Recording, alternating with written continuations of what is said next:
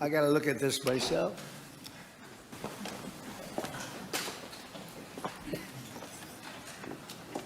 Wow. What a view.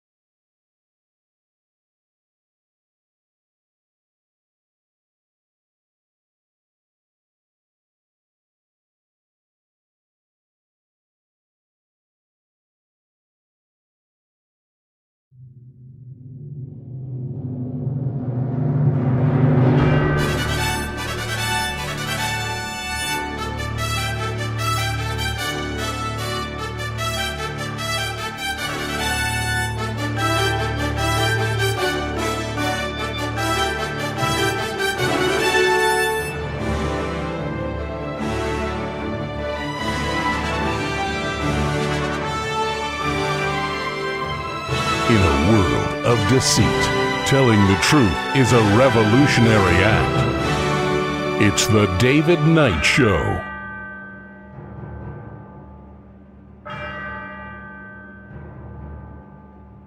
As the clock strikes 13, it's the 16th of June, year of our Lord 2026. Well, today we're going to take a look at something else that has now surfaced. It's a good reason why Trump hasn't talked about what's in the memorandum of understanding, and he's going to keep it hidden until Friday. As the details come out, it looks worse and worse. And yet we should be grateful, whatever the outcome, that the war has stopped. And so we're going to take a look at what people are talking about. Now he's got the Zionists furious with him. Mark Levin, Ben Shapiro, these people who should be registering under the FARA Act are really coming after him. But I want to talk about something else that is really key.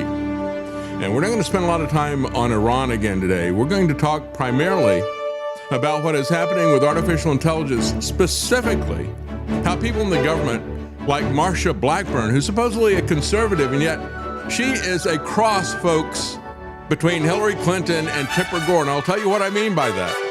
We're seeing in Australia and the UK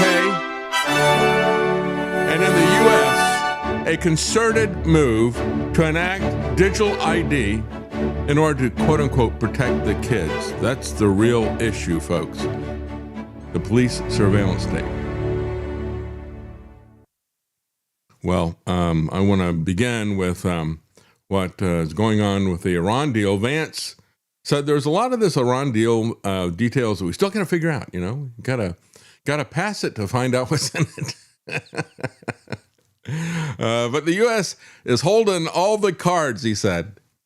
Let me tell you what cards they're holding. They're called credit cards, okay? This is where they're running up the debt, and who's going to be paying this off with interest? You and I are going to be paying off their credit cards. They have maxed out their credit cards, quite frankly. And so, yeah, they're holding all the cards. They've got the Visa, the MasterCard, all of it. When the Pentagon says charge, what they mean is put it on the credit card. They don't mean that they're going to advance. They've lost every war since World War II, and they're destroying this country with the military-industrial complex. Not to mention the crimes against other people, which has really gotten to an epidemic proportion under Hegseth. We're going to kill civilians and boast about it. Not even have any guilt about it. We're not even going to say, well, you know, fog of war and that type of thing happens, you know. No, we're just going to go to war when we please. We're going to threaten to destroy civilizations. How corrupt can they get? He said there's a lot of details that remain to be ironed out. But I'm confident that America has all the cards, all the credit cards, yeah. So they're going to make the details of this, they said, public within 24 to 48 hours. I got a bridge to sell you here. We're not allowed to know about any of this stuff. Isn't that interesting? You know, we weren't a part of this. The American public, Congress abdicated its authority under the Constitution. Their duty, it's not just their authority, it's their duty to have a discussion about a war. And they have dodged that duty. This is dereliction of duty, as well as treason. doing this for a foreign country. Trump, after traveling to France for the annual G7 summit, said he expects the memorandum of understanding text to come out sometime after Friday, however.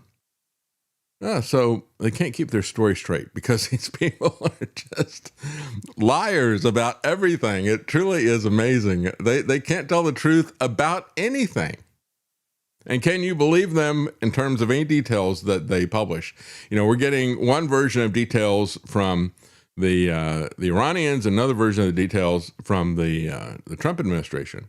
Now, I'm not saying that Iran is a good administration. They've been brutal to their own people. It's a totalitarian, religious-based Islamic republic. So I'm no fan of Iran, but I got to tell you, they have been telling the truth more than the Trump regime has. So that's the amazing thing. And so now what we're looking at here is a stack of $300 billion. This is something that is now surfacing that the Iranian regime started talking about. They got a signing bonus here, just like you were talking about signing up somebody for some kind of a sporting event here. Yeah, we're going to talk a little bit more about that $300 billion bonus. Vance indicated that if Iran abides by the deal's commitments, it could be rewarded with loosened economic sanctions and other barriers, allowing Tehran to be reinvited into the world economy. So they get back their $25 billion that were frozen under sanctions. They get brought back into the world economy, and then there's a signing bonus of $300 billion. But now Vance is saying, that's going to be coming together from the Arab states that are there. We'll see. There are a lot of very important details to figure out that we've actually going to sit at the table and discuss together and figure out a path forward about these details. Yeah, that's where the devil is, isn't it? Except maybe the devil was in the beginning of this war. So George Stephanopoulos asked him about Iran's claims. He said, we've seen several things here that they're characterizing this as very different from what Trump has put. Is that true? So he asked him why Trump backed down from a threat that he made in March, saying that nothing other than an unconditional surrender would be accepted. Because now we got a lot of conditions, don't we? Vance insisted, though, that Trump did not reverse course. Because, when you're caught in a lie, what do? We've seen this since the Clintons. You get caught red-handed in a lie, you just deny that it's happening. It's like that clip I played once from a 1960s movie. This woman comes in, finds her husband in bed with another woman. What's going on here? What are you talking about? I don't know. Is they're getting dressed and she's leaving and all the rest of it? He just keeps denying. I don't know what you're talking about. There's nobody here. She's gone, whatever. He didn't even say she's gone. Look, there's nobody here. And the wife is kind of like, oh, well, yeah, that's right. So she's completely gaslit on this thing. And that's what they're doing to MAGA. That's the MAGA. That wife is what MAGA is. So Stephanopoulos pointed out that even some of the president's closest allies, who would that be? Israel. Our closest ally, Israel, that has used the credit cards to buy Congress, is questioning the deal. Even people like Lindsey Graham. Lindsey is the closest ally of Israel, not of America, folks.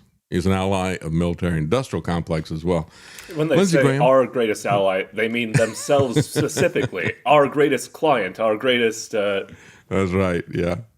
So Lindsey Graham tweeted out, he said, I'm somewhat concerned that Iran's view of their agreement seems to be different than what the American negotiating team is claiming. Yeah, that is right. Yeah, Lindsey even noticed. Not the brightest bulb out there, just the most corrupt. Stephanopoulos added, there do seem to be some significant differences between what you've been saying is in the agreement and what the Iranian media says. They say they're going to be seeing the release of assets as the agreement is signed. They're not going to sign the agreement unless those assets are released. See, that's a very key issue. Because what Vance and Trump are saying is they're going to have to perform some tricks for us before we give them the treats. And what they're saying is, they're saying they get the treats first before they do any tricks.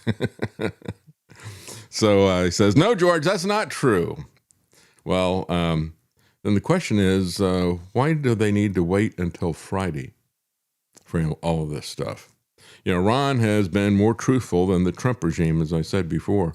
And then Pete Hegseth gets asked a difficult question. He says, well, we've controlled the Strait of Hormuz this whole time, right? Typical hubris and boasting from Pete Hegseth, which is an obvious lie. The question is then, this is not the question that the journalist asked, Margaret, but it's what I would have asked him. It says, well, if you control the strait the entire time, why didn't you open it? Why'd you put the entire global economy on the edge of a depression? Why'd you do that? If you control the strait, why did you put everybody through this? Just for giggles? She said, well, then why has Trump spent 102 days begging Iran to open it? Margaret Brennan said. So, yeah, we've controlled the strait this whole time. So why has he spent all this time begging them to open it? And if you controlled it, why did you keep it closed? He didn't offer any explanation. There was just awkward silence followed by word salad and boasting. If America already controlled everything, why was Washington negotiating with Iran non-stop? And so again, the question is, who do you believe? These Iranian hardliners, as they say, or the Trump hard liars, which we have seen these guys lie really, really hard and frequently, haven't we? So one Democrat senator, and I'm with this guy. I don't like Chris Murphy and his policies and anything else, but he got this right. As I said before, when you look at these different things, the Democrats will tell you the truth about the Republicans. Republicans will tell you the truth about the Democrats. It's just like when we look at the Russian press, right? Look at RT. They'll tell you the truth about America. They'll lie about Russia. But the American press will lie about both America and Russia as well. So Chris Murphy says Trump accused Trump of surrendering to Iran with his current peace agreement to end the conflict. But then he added that he was also glad that the president waved the white flag. And that's basically how I look at this as well. He says, who knows if there'll be a final agreement, but if there is, two things will be true at the same time. Number one, it's essentially a surrender to Iran. Number two, we should be glad about it because every day this insane, illegal, and I would add immoral, but of course, we don't care about morality anymore in America, certainly not the politicians. So this insane, illegal, immoral war continues. Every day that continues, we get weaker, he said. Well, he's absolutely right about that. I mean, if all you care about is the American empire, power and prestige and money, this war weakens all of those things. It weakens your empire, your power, and your money. And so it's good that he's throwing up the white flag. It's bad that he started it. But when you got a bad war and you're losing, the best thing you can do is to get out. And he's been desperate to get out, hasn't he? He said, an end to this disastrous war is a good thing, no matter the humiliating terms. Because every day that it continues, our nation gets weaker. Costs keep going up, Iran gets stronger, and Trump gets further from accomplishing his goals. That's one of the key things when he says Iran gets stronger. Everybody agrees with that. The Israeli public, as I pointed out yesterday, agrees with that. Everybody sees that that has happened. Iran has been able to take the blows, as Goethe said, you're either hammer or anvil. Well, they were the anvil. And Pete Hegseth went through $100 billion worth of hammers.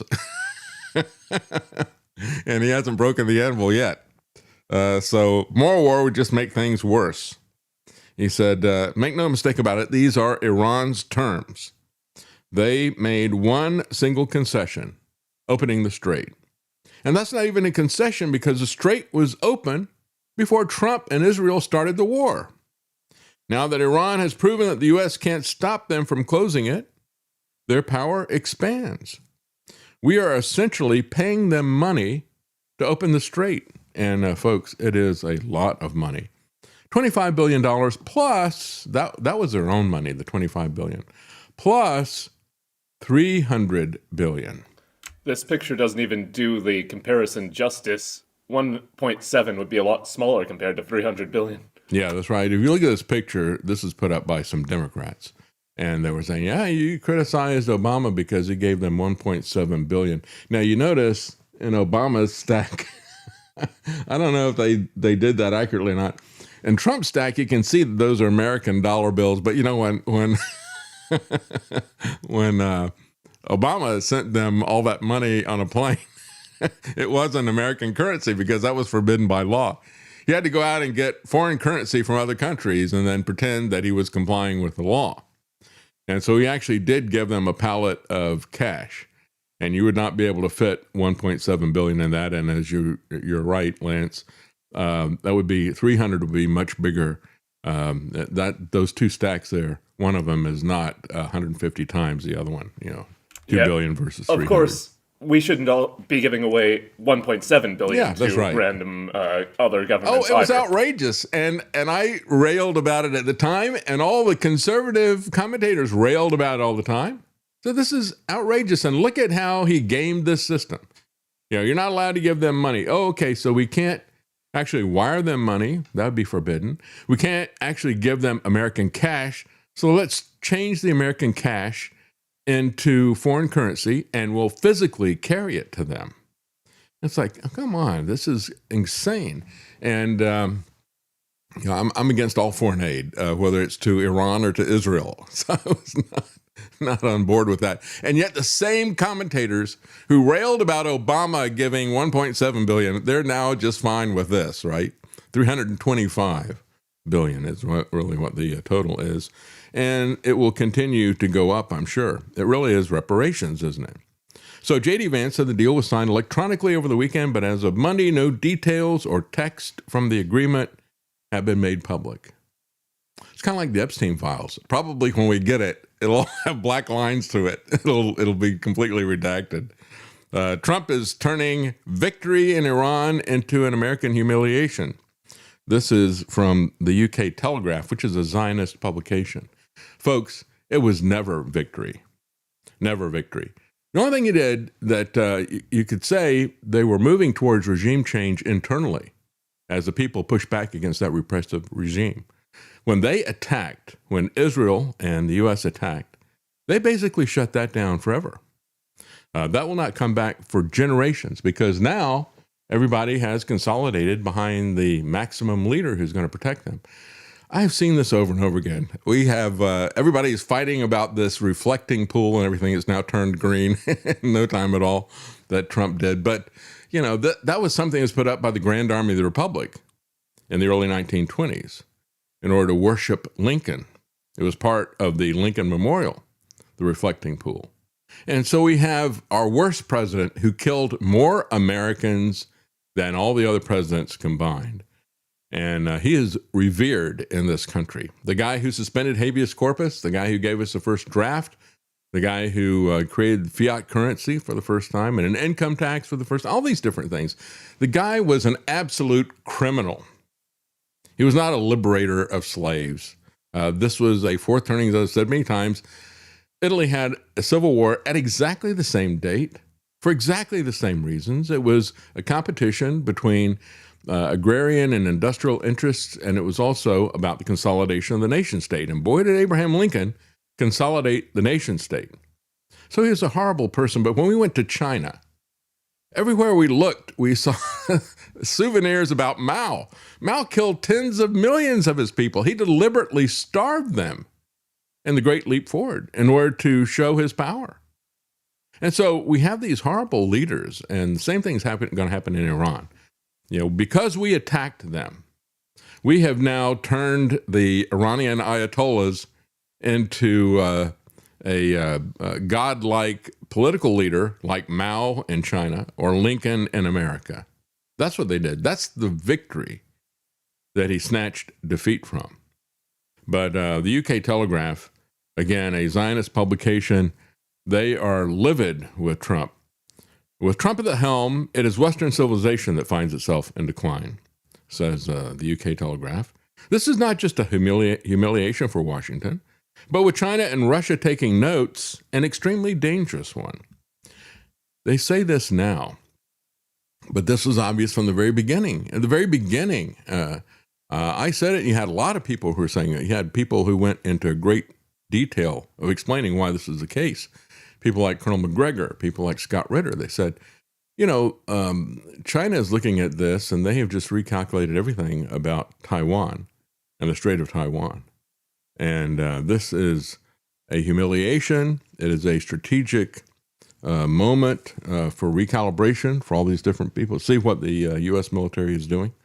They said the buck stops with Trump. There was a plan, we know now, to unleash Kurdish fighters from Iraq, which, despite concerns about their allegiances, numbers, and effectiveness, not to mention the effect on Arab neighbors, may have made a difference. No, it wouldn't. Would not have made any difference. Yet, reportedly after lobbying from Turkey's dangerous Islamist leader, who would that be? Erdogan, okay? The president canceled it, leaving his weapon to go off half-cocked. He ignored Israeli advice to continue strikes during the talks. That's why I say the UK Telegraph is a Zionist publication. If he'd only done what Netanyahu said, we would have won this thing. It was a losing battle from the very beginning. Then there was Hormuz. According to Elliot Abrams, formerly Trump's envoy in both Iran and Venezuela, the president ignored his military experts and ran the war based on his gut. Well, that much of it, I'm sure, is true. Thus, he ignored the central concern of war games since time immemorial and well hoped for the best. And that's what Tony Arterburn said. He said, yeah, I remember talking about this way back decades ago, when he said with his dad, and his dad said, if they do anything with Iran, first thing they're going to do is shut down the Strait of Hormuz. That's not rocket science. That's just basic understanding. Then they go through this. They say, well, the Jewish state has suffered greatly from the pernicious narrative that Benjamin Netanyahu led Trump into this war by the nose. Well, he may not have had a hold of his nose, but he had some part of his anatomy. It was, look, this is true, folks. This is not a pernicious narrative. This is what Marco Rubio said from the very beginning. It's what we could all see with our own eyes. But then Marco Rubio confirmed it. There's been multiple confirmations of this. Hezbollah has provoked Israel into military responses. Yeah, they made Israel invade them, haven't they? Infuriating the gullible Trump. Again, this is an example of how the Zionist press is pushing back against this.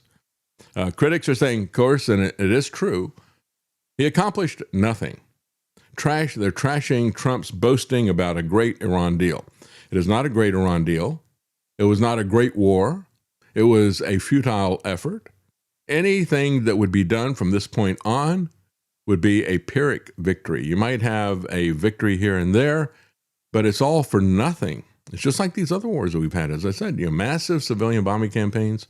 Not only are they criminally immoral, but they also don't win you wars. We should have learned this from Vietnam, Korea, many other places. But they never learn. And of course, you have Benjamin Netanyahu, who is so deranged.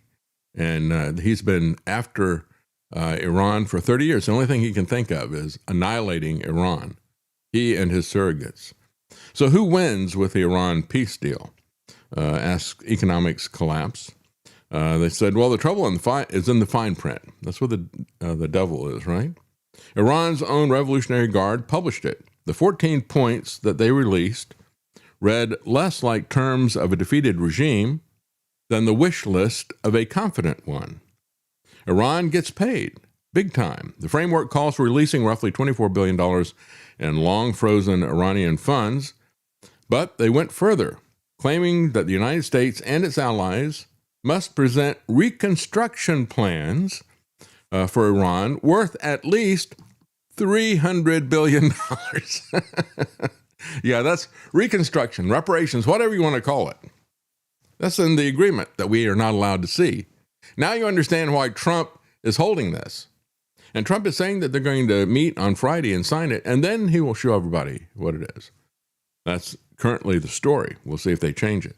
And another interesting thing is, Obama did the whole rigmarole of changing the currency and all that, which was ridiculous, but at the same time, it at least is paying some lip service to the Constitution. They have to go through all these hoops so they can pretend that they're still obeying the Constitution. Trump doesn't even pretend. Yeah, Trump is just going to blatantly do this.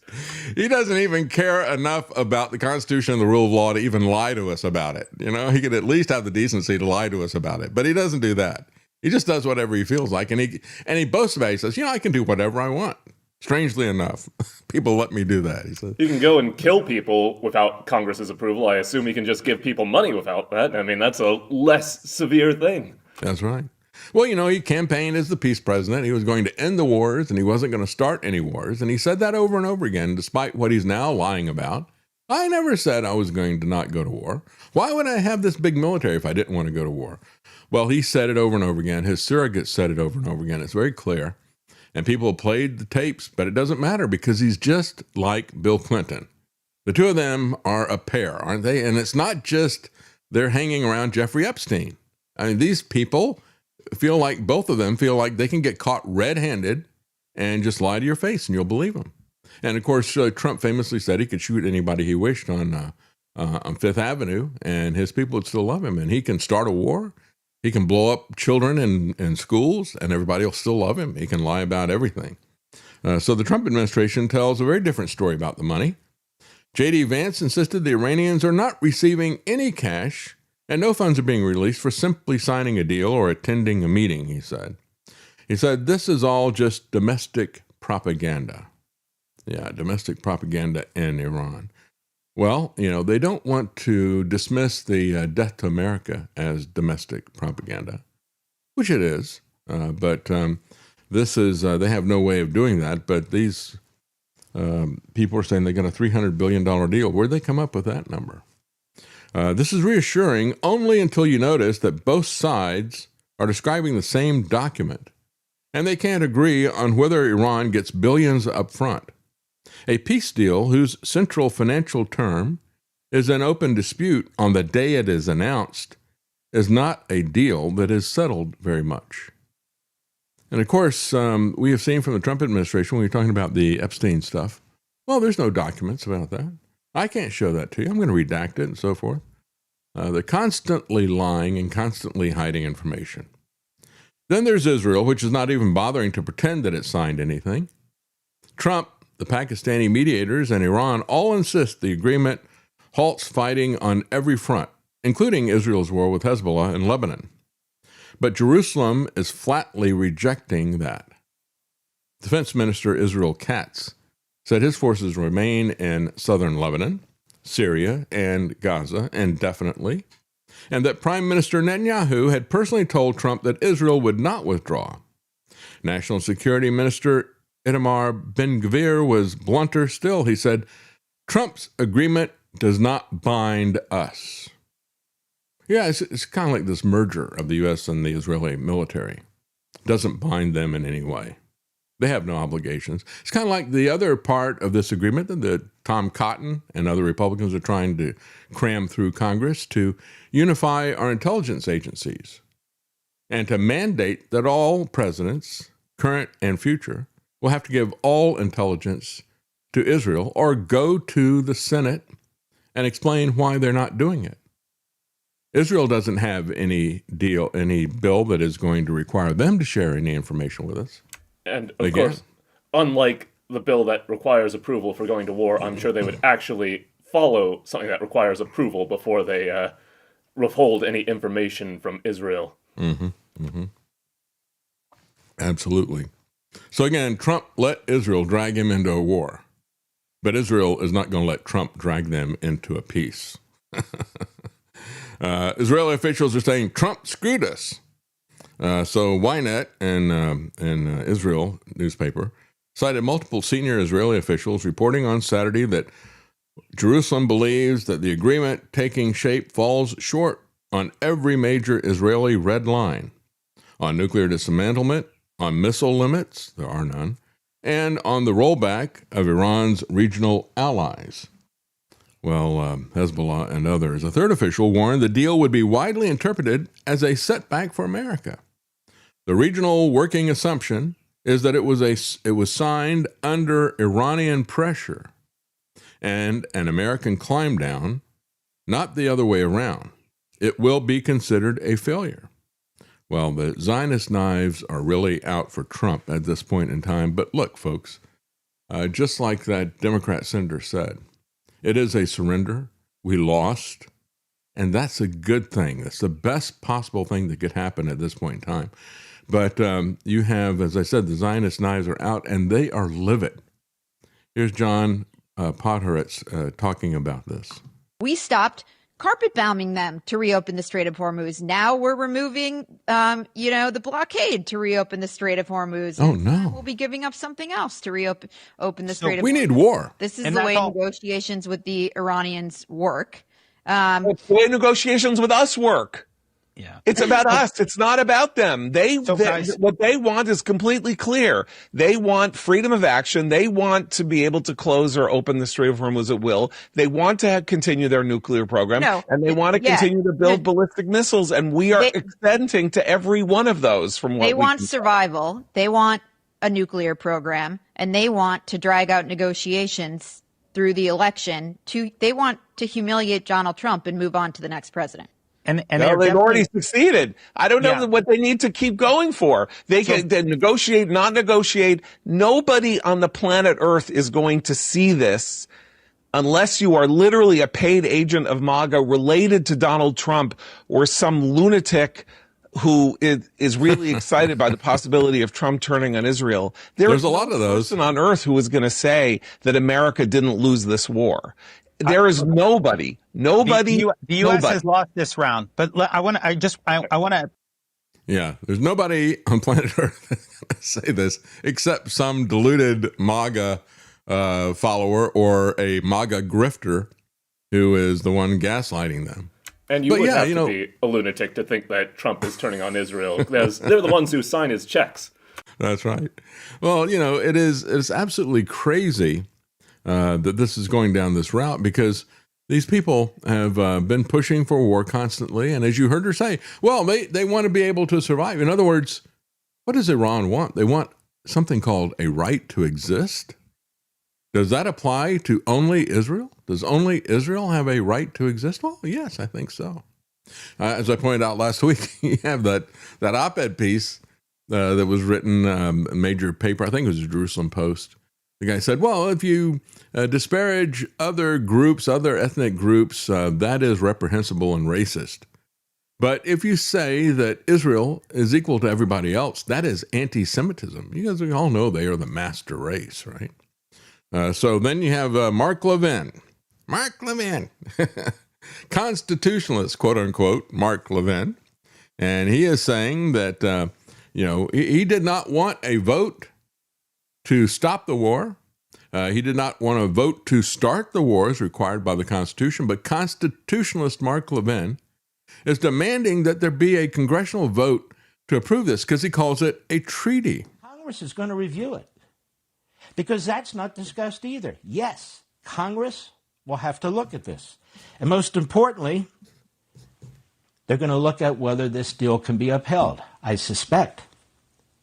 Now, this should be treated as a treaty under the Constitution for we constitutional conservatives. Yeah, right. But Obama and Congress, Democrats and all Republicans but one, Tom Cotton, all of them decided not to apply the treaty requirements under the Constitution to the Obama-Iran nuclear deal. So that's where we are. Now, what does the Constitution actually say if it was followed? Article 2, Section 2, Clause 2. The president shall have power by and with the advice and consent of the Senate to make treaties, provided 2/3 of the senators present concur. The Senate, 2/3 of the senators present concur. Well, Obama realized he couldn't get that. So he conspired not only with his party, but the Republicans to get around it. Did Mark Levin care about the Paris Climate Accord? And it's set intentionally as a high bar by the framers of our Constitution to ensure that any arrangement and any agreement with a foreign power is so beneficial to our country that it not only passes with the support of Congress, but we're going to call it a treaty. And the Senate, which represents the states, at least theoretically, can only approve it with a supermajority. There he is. You hear him. He's so apoplectic about this. He's breathless. He can't even get his breath. He's so angry about this. And what other treaties did we have that were like that? The Paris Climate Agreement. Remember how many times I've talked about how that was a treaty? How that was a treaty that was not in our interest? A treaty that Obama said he and John Kerry self-ratified it? Yeah, we just decided we'd ratify this ourselves. And the Republicans didn't push back against that. And the Democrats are not going to push back against this one either. So, yeah, probably should be a treaty, but they don't follow that for anything. I mean, the Constitution is a dead letter, folks. I mean, how can it be a treaty when there was never a war? This was a police action or... Yeah. Well, you know, they come in and they do an agreement, which is effectively a treaty. When you look at these different agreements, whether you're talking about NAFTA or whether you're talking about the YMCA, what was it? The MCA agreement, the Mexico, Canada, and America agreement, trade agreement that Trump pushed through. I said, well, that is a treaty, and that is something that ought to be voted on by the Congress, but Trump just did that on his own. Mark Levin didn't care about that. And yet when you look at things like NAFTA and this other trade agreement that Trump pushed through, the people who are arbitrating that, they all call themselves treaty lawyers. I mean, there's no question about it that it's a treaty, except that they only selectively put that in on certain things. And I can't remember the last time that they actually voted on that. I've argued till I'm blue in the face about the Paris Climate Agreement and how it was not binding on us because we never had a treaty vote. You think Mark Levin cares about anything other than the state of Israel? He is an absolute traitor to the United States. He ought to be registered as a foreign agent. He's a foreign agent and a propagandist. He doesn't care about the Constitution. He doesn't care about America. He only cares about Israel. So he doesn't care what happens with our trade agreements. He doesn't care what happens with our environmental agreements that destroy industry and destroy energy production and hand manufacturing on a silver platter to China. He doesn't care a whit about that. Did you want to say something, Lance? Yeah. Okay, we're good. All right. Sorry, I was ranting. And so Mark Levin and Ben Shapiro are throwing fits over the Trump deal with Iran. Levin opened his show on Sunday night, says Information Liberation, Chris Minahan. Levin opened his show Sunday night by rambling about how the deal should be a treaty that requires 2/3 of the Senate to sign off on it. But when you start going down this path where you don't follow the Constitution and starting a war, why would you follow it, as Lance said, to stop the war? And many people pointed this out, including Chris Minahan at Information Liberation. He said, Trump can start the war without Congress, but he can't end it without them, according to Levin. And he's said this before when there was talk about an agreement. Ben Shapiro... Well, he said he can't stop the war without approval. We're assuming he meant from Congress, but he probably meant from Israel. And he had approval from Israel to start it. That's a good point, yeah. Yeah, Shapiro, fearing the deal would not allow Israel to, quote, defend itself. Let's understand this war was not a defensive war. This war was a war of aggression. It was a sneak attack while they were negotiating a peace treaty. If the U.S. is going to suddenly become an advocate for the idea that Israel can't defend itself, whined Shapiro, then this is a giant L for the U.S. and for our allies. In other words, a giant loss, I guess. And what allies would that be? It's singular, and we only have one ally, don't we? That's Israel. They're the only one that matters because they control our Congress and our president. And an interesting way of putting it, that America not attacking Israel's enemies is Israel not defending itself. It's, clearly you just view the American government as a weapon to be used by your government. That's right. That's his perspective. Again, Ben Shapiro, Mark Levin are foreign agents who've not registered. Illegal agents, I guess we could call them, kind of like illegal aliens. Trump, as Chris Minahan says, successfully purged MAGA of everybody but Mark Levin, Laura Loomer, and Ben Shapiro. Following the release of the Epstein files and the launch of the Iran war, now he's losing them for daring to stand up to Israel. So Ben Shapiro at the start of the war was saying Trump was uniquely testosterone-filled president. This is a dude with cojones, he said. All right. Yeah, well, he did have, I think, more than his fair share of testosterone, which is why he was hanging around with Jeffrey Epstein for so long. MAGA knows U.S. support for Israel is imploding. They want to bleed us out before our special relationship comes to an end. Sane leadership decides America must no longer exist as a colony of Israel. I don't see any politicians saying that. That's what the American people think, but I don't see any politicians reflecting that. Instead, it's looking like he's going to sign a deal that is far better for Iran than Obama's Iran nuclear deal, and far worse than the status quo that we had before the war was launched. Again, Mark Levin is just apoplectic. And he writes on a very long screed on X, he said, in a period of 2 months, Israel has gone from a great ally and partner to Israeli Prime Minister Netanyahu being a difficult person who should be thanking us for saving his country. Well, yeah, that's right, except it didn't just take 2 months. You created this situation with a genocide that lasted over 2 years. That's the reality. It's been 2.5 years of you killing civilians and then dragging us into a war. And we may be slow to catch on, but eventually some of the people are going to figure out that they're being lied to all the time. And so people finally caught on, and Trump is understanding that he's going to try to save that to some degree. I think it's too late for him to do that. But anyway, they keep playing us. By the way, the deficit, this is all a game, but the deficit that they're creating financially is not a game. And those cards that they're holding, those credit cards, are really maxed out. Israel is now counting the ways that Netanyahu's Iran strategy has failed. An agreement appears to omit some of the most important provisions that Israel wanted, says the New York Times. Netanyahu finally got the war that he has wanted for decades. And he thought it would secure his legacy, says the New York Times, but it may end up that it would be the end of his legacy. Initial details suggest it does nothing to curb Iran's ballistic missile arsenal or its funding of regional proxies like Hezbollah or in Lebanon or the Houthis in Yemen.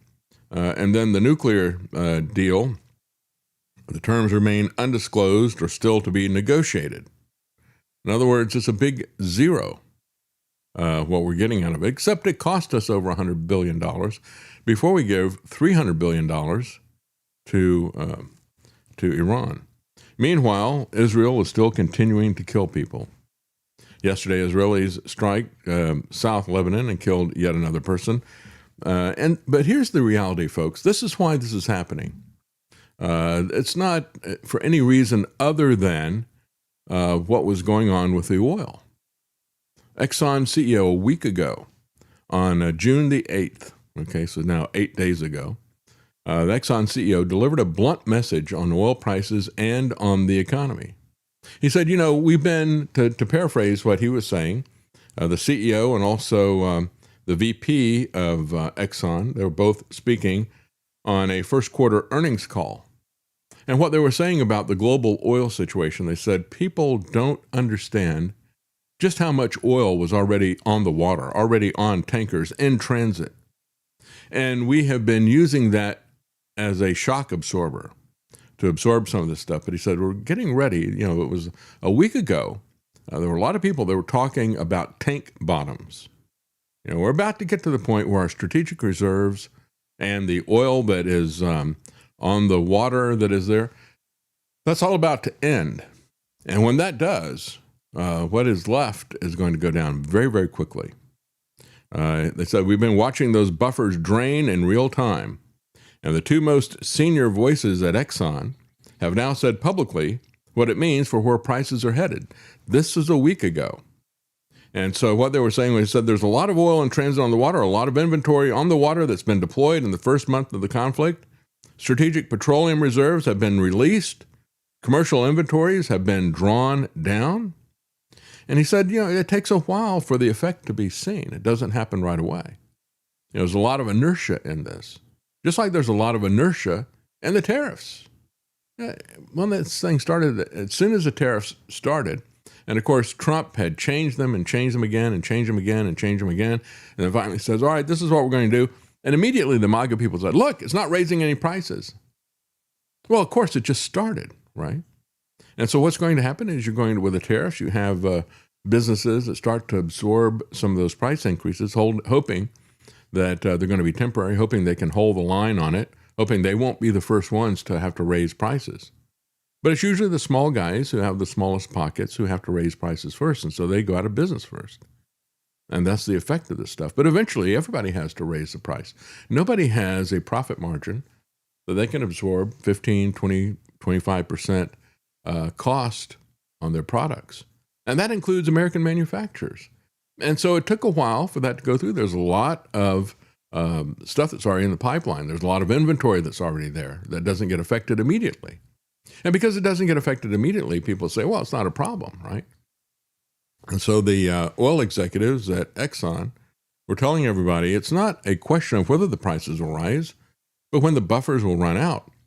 He said, we're approaching an unheard of inventory levels. I mean, really, really low levels, said the senior vice president, Neil Chapman.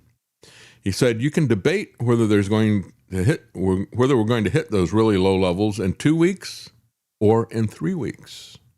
And so what do we have? That was a week ago. And he was saying it's 2 weeks out, 3 weeks out. So Trump had to act immediately. And because even with that happening, this is going to, if they open up the strait and they start sending stuff out on Friday, that'll be a small amount. And even the paperwork on this thing takes a week. And so it's also going to take a while for them to start getting things flowing again. And there's also been a lot of things that have been destroyed that are not going to be able to produce right away. Interesting how this kind of recontextualizes the comments from Levin and Shapiro with, no, keep the war going. It doesn't matter that we're about to run out of oil. They don't care. They don't care about anything. These people are so singularly focused on the greater Israel project, where God promised us all this land of the Middle East, and we're going to take all the land in the Middle East, and we don't care how many people we got to kill. We don't care if we drive the world into a global depression and a famine. I'm going to get that land. That is their singular focus. Their blinders are on with I don't know why people listen to Ben Shapiro or Mark Levin at all. I don't understand that at all. They're delusional. They are so manic and insane about this and the pushing of the war. But here's what the Exxon guys said. They said, well, okay, so we've had this buffer. There was a lot of inventory out there and stored in places. Everybody's drawn down their strategic petroleum reserves. And we had a lot of it on the water. And we're using all that up. And that's going to hit in about 2 weeks. I said a week ago, about 2 to 3 weeks is when it's going to hit. At that point, you're going to see price shoot up. A model would say that dated Brent will shoot up to $150 to $160 a gallon. And then the models will tell you, this is Exxon senior vice president. And then what does that mean for gas at the pump? He's saying that's over $6 a gallon at the low end. And that's for gasoline. And so you can imagine what it's going to do to diesel, which is more expensive. Diesel has gone up faster than gasoline, and jet fuel has gone up the fastest. It'd be catastrophic if this were to hit. And they said a week ago, we're about 2 to 3 weeks out. That's why Trump did it. No matter how much pressure his Zionist masters put on him, he had to do that, because otherwise everybody's going to be hanging this global depression around his neck, and rightfully so. Rightfully so. And it's not going to be the Mark Levins and the Ben Shapiros that are going to get blamed for all this stuff. And of course, if diesel goes up, that increases the price of everything, because everything needs to be shipped to you. That's right. That's right. What they were saying was gasoline prices at the pump typically follow crude moves within 2 to 4 weeks. So if you were to see that a $70 rise in the price of Brent crude, that would turn into $6 a gallon gasoline in most U.S. markets within 2 to 4 weeks. And he was saying that spike was only about 2 to 3 weeks out. That's what this is all really about. It really is about the Strait of Hormuz. And that's why the big loser in all of this is the United States, and the big winner in the geopolitics is Iran, because they've shown they control the Strait of Hormuz. It's really not very complicated. Let's take a look at some of the comments here. Owen61 says Congress should hold hearings on why all they do is hold hearings. And then they can get to the bottom of this. That's right. I've heard them holding hearings for so long. I'm so sick of it. Jim Jordan, and of course, Trey Gowdy is now left, and he's gone to Fox News, where he can hold hearings there all the time. Epstein Island, the move David is talking about, what move was that? Because that scene is hilarious. The movie.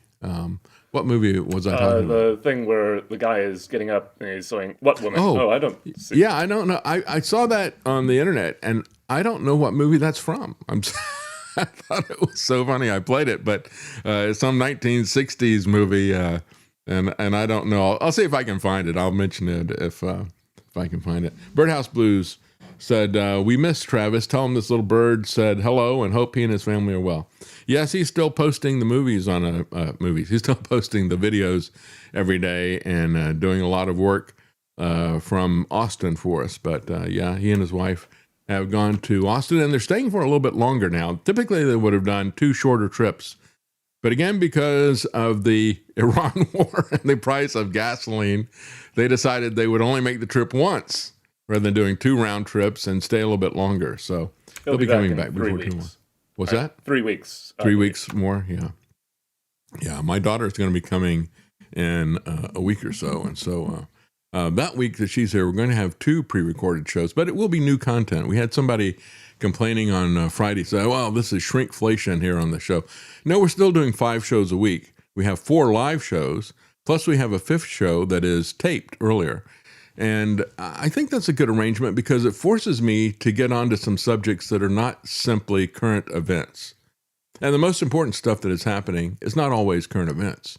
We need to stay up to date as to what is happening, where the threats are coming. But in order to understand and to contextualize these threats, we need to have the bigger picture. And so it allows me to do interviews like I did on Friday. I really liked talking to Michael Gulen. That was such an important interview. If you don't understand there's a God, and if you haven't come to that realization, and I thought it was excellent that he came to it as an atheist scientist who had basically, science had been his religion. And what he had to say, folks, if we listen to it, because we're talking about what's going on with the vaccine stuff here as well. If we listen to what Michael Gulen said last week, he did real science. You know, a lot of people, they don't want to look at the ill effects of these Trump injections and the massive turbo cancer that is happening there. So it's like people have warned them about it, and they turn it off. They don't believe it. They don't want to look at the source of it. They don't want to do science. He said, when you see this kind of stuff happening, said one doctor who sounded the alarm, he couldn't understand why his colleagues weren't doing that. He said, when you see this kind of stuff happening, you have to ask yourself why this is happening. And that's exactly what Michael Gulen did about the bigger cause, the cosmology. You know, why is the universe here? How is this happening? What is going on with physics and so forth? And so to do real science, you really need to think about how it all started. And it really does lead you to God if you do real science. And, you know, that was what Isaac Newton and many of the foundational scientists said at the time. They thought that because there was a God, that that gave them a context to realize that things could be understood. It wasn't just random chance processes that happened. There was a design, there was a pattern, there were laws of the universe. The laws could be studied. And if you got laws, you got a lawgiver. There has to be intelligence. There has to be design at the bottom of all this. And so I thought that was a very important interview. It's important for each and every one of us because we all face that question. We all face that test. And we will all have people who will ask us why we believe what we believe. And we should be ready to give an answer for that.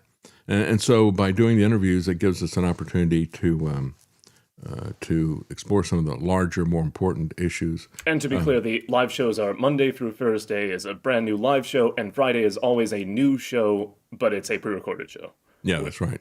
So I do, you can think of it as people working a 40-hour week. They could work 5 8-hour days or 4 10-hour days.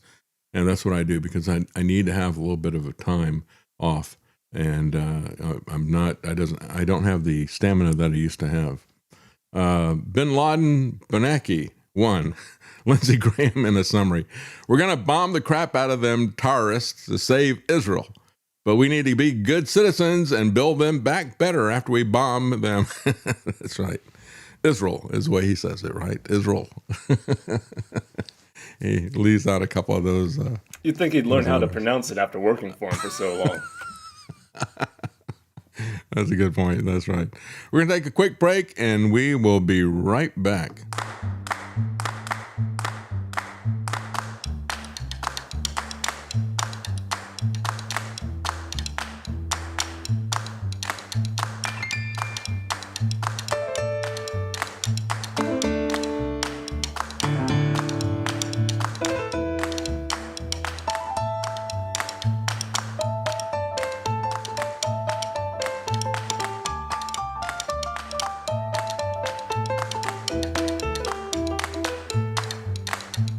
Decoding the mainstream propaganda.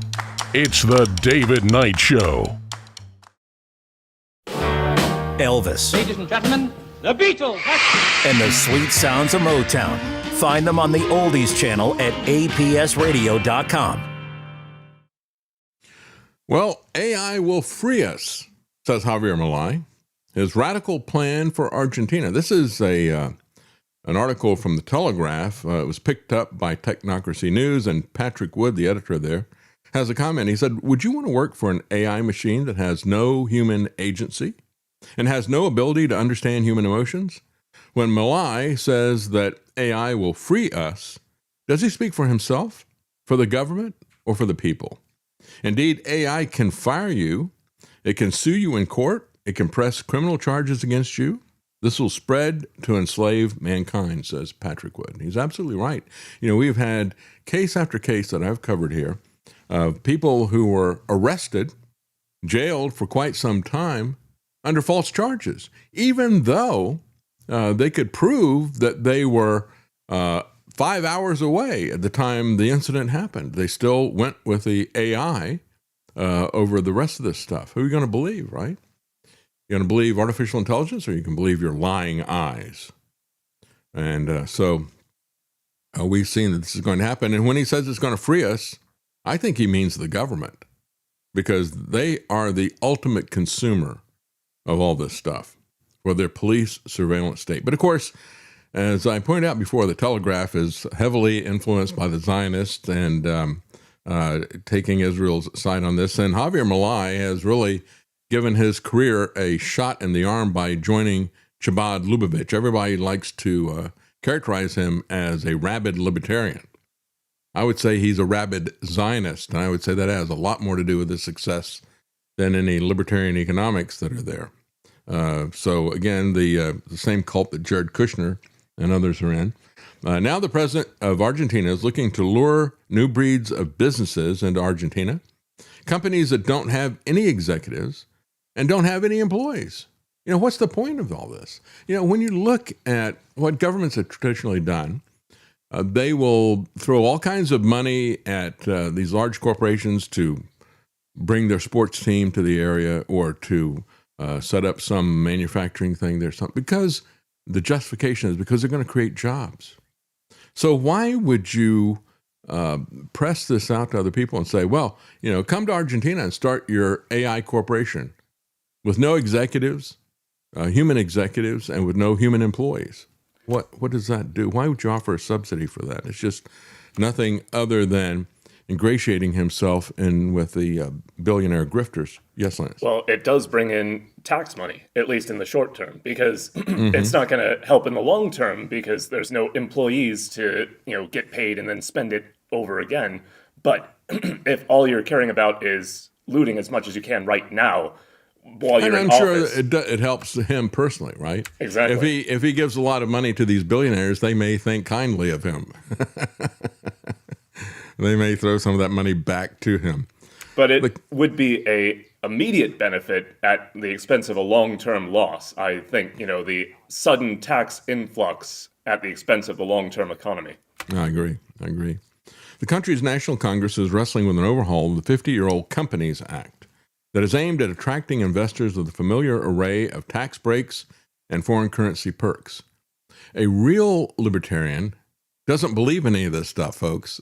Real libertarians don't believe at all in corporate subsidies to pay them to come into an area. Just because somebody is large doesn't mean they should get special perks. Government should not be picking the winners and losers. That is a foundational libertarian idea. Lurks a proposal underneath all this that is revolutionary even by Malai's radical standards. He proposes to grant legal status to non-human corporations, quote unquote. That'd be businesses that are run entirely by AI, by agents and that type of thing. And I remember we had Mitt Romney who was saying, well, corporations are people too. Now we've got Malai saying, we got corporations that'll have no people. How about that? The only person is the corporation. That's right. And here's the difference too. When we talk about this conflict of rights, as I pointed out many times before, corporations don't have rights. They're not people. Corporations are creatures of the government. The government creates corporations and recognizes them and authorizes them. God creates people. People are created in the image of God, and because of that, we have rights. That's what this country was founded on. That is a Christian understanding of government. But if you got corporations, especially corporations that have no people, they should have no rights, and they have no rights to own assets and do all the rest of this stuff. Machine-run companies could, quote, own assets, hire employees. No, they're not going to hire any employees. Participate in international trade. They could sue you in court, even donate to political campaigns, all without a single human's input or liability, boasted Yuval Noah Harari. Liability is such a key thing to say there, as though no liability is a good thing for these out-of-control AIs running companies. Well, that's what we see over and over again. The out-of-control corporations get no liability, whether you're talking about Bayer and Monsanto, that Trump's just removed the liability for what they've done to people with glyphosate. Or you look at Pfizer and the vaccine injury industry. So it should be called a vaccine industry injury. Anyway, Yuval Noah Harari is somebody who absolutely hates humanity. And he hates God. And he has been one of the Pied Pipers of the World Economic Forum. But he is part of the synagogue of Satan. You should understand where this guy's really coming from. Malai has described the measure as an invitation, and some tech bros are apparently already taking him up on it. Sam Altman's OpenAI is looking at investing up to $25 billion in data centers in Patagonia. Peter Thiel, co-founder of PayPal and Palantir, reportedly bought a house in Buenos Aires. Thousands of digital nomads are reportedly arriving in Thiel's slipstream, attracted to Malai's techno-futurism and his quote-unquote libertarian policies. Again, corporate subsidies are not libertarian. They are fascist. Shortly after becoming president, Malai embarked on a tour of Silicon Valley, meeting the likes of Altman, Zuckerberg, Tim Cook. He also shared a stage with Elon Musk. Again, this was at CPAC. CPAC is no longer conservative. It's all PAC and no conservative. It's all political action committee. Don't be surprised if Argentina becomes the next AI global hub, said Malai. Again, he's made his Faustian bargain with the devil and with Zionists. Does that mean all the data centers are going there? I wouldn't be too upset if that were the case. But, well, they're going to have a lot of data centers, they said. That's going to be part of it, especially for South America that they're going to put there. So even as admirers wonder whether this might be a step too far, potentially unleashing a Frankenstein monster, Malai announced his world-first legal concept, not in Congress. I mean, this guy is very much like Trump. Except that Trump struggles to put together a tweet. This guy wrote an op-ed piece in the Financial Times. So he's more articulate than Trump is. But not a very high bar. Yeah. I mean, he runs around with a chainsaw. He makes a display of his wild hair and all the rest of this stuff. He's trying to create a persona. AI, he said, will free us from the constraints of the human brain. Yeah, a future that is brainless. And mindless at the same time. What are you going to say, Lance? Well, with how much he loves AI, if he wrote a opinion piece, I wonder how much of that opinion is his own. Here's an opinion piece about how everyone should be using AI. I wonder if he wrote this himself. Anybody check that for synthetic content? How many M dashes were in there? So, again, Harari published a response to this. He said, it was in January that I went to the World Economic Forum in Davos. I said governments might one day grant AI models legal personhood, yet I never imagined that one day would be only 4 months later, he said. He cited studies showing that AI programs will often cheat when facing the prospect of losing a game. He said, for an AI-run company, bankruptcy is the equivalent of death. So it would presumably be willing to do anything to avoid that fate. And of course, we have people who are like that as well. You know, as we've been told, Jesus has told us that the love of money is the root of all evil. Well, we can see that when we look at Monsanto, Bayer, Pfizer, the military-industrial complex. We can see it in all those industries. There's a famous thought experiment about AI called the paperclip factory thing, where they're talking about how AIs can get, super focused on whatever thing they are given. Like, the example was if you have an AI that's building paperclips, and you just set its reward function to more paperclips equals better. Well, that isn't going to care about any morality or any constraints on it that other people try and place there. So if it can, it would turn the entire world into paperclips. Humans could be turned into paperclips. That's right. Yeah, it should be. We got a lot of people like that in Washington, D.C., as a matter of fact. The machines, he said, will be superior to humans at using legal loopholes and regulatory arbitrage. He said the ultimate sanction that deters human executives and employees, like jail, is not relevant to them because they're looking at something that failure is an existential threat to them. So they don't care about something like jail. Javier Milei was delighted that he got engagement from Yuval Harari. He lauded Harari for engaging in this fascinating, transcendental debate. And he said he pledged to craft a reply that could appease your fears about the path I propose. So, again, as Lance pointed out, he's probably going to log into OpenAI later today and ask ChatGPT to help him with this. Milei's opponents accuse him of being a thrall to American tech billionaires. Well, again, it is a convergence of interests. And we see this over and over again. When you look at the real core interests of the technocrats, of the billionaires, of the Zionists, they all are looking at fundamentally the same thing. They all want to control everybody about everything. And again, especially the billionaires, when we're looking at these people who are driven by money, and they already have more money than they could spend in 1,000 lifetimes. And yet they've got to get more because it's about the accumulation of that. They become a paperclip factory, what Lance was just talking about. It's beyond any reason that they would want to have more and more of this. It's never enough. So the leader of the centrist party there said the plan confirms his full support for Peter Thiel, his philosophy, his beliefs, and his economic power. He said Argentina has been chosen as the site of a social experiment with terrible consequences for human freedom. And again, we look at the convergence of all these different interests, of the technocrats, the billionaires, the Zionists, for example. There is no moral, ethical, or legal restraint for any of them. So why would they want that to restrain artificial intelligence? So only a third of Argentina is saying that they're going to vote for Javier Milei if he stands again for president in October next year.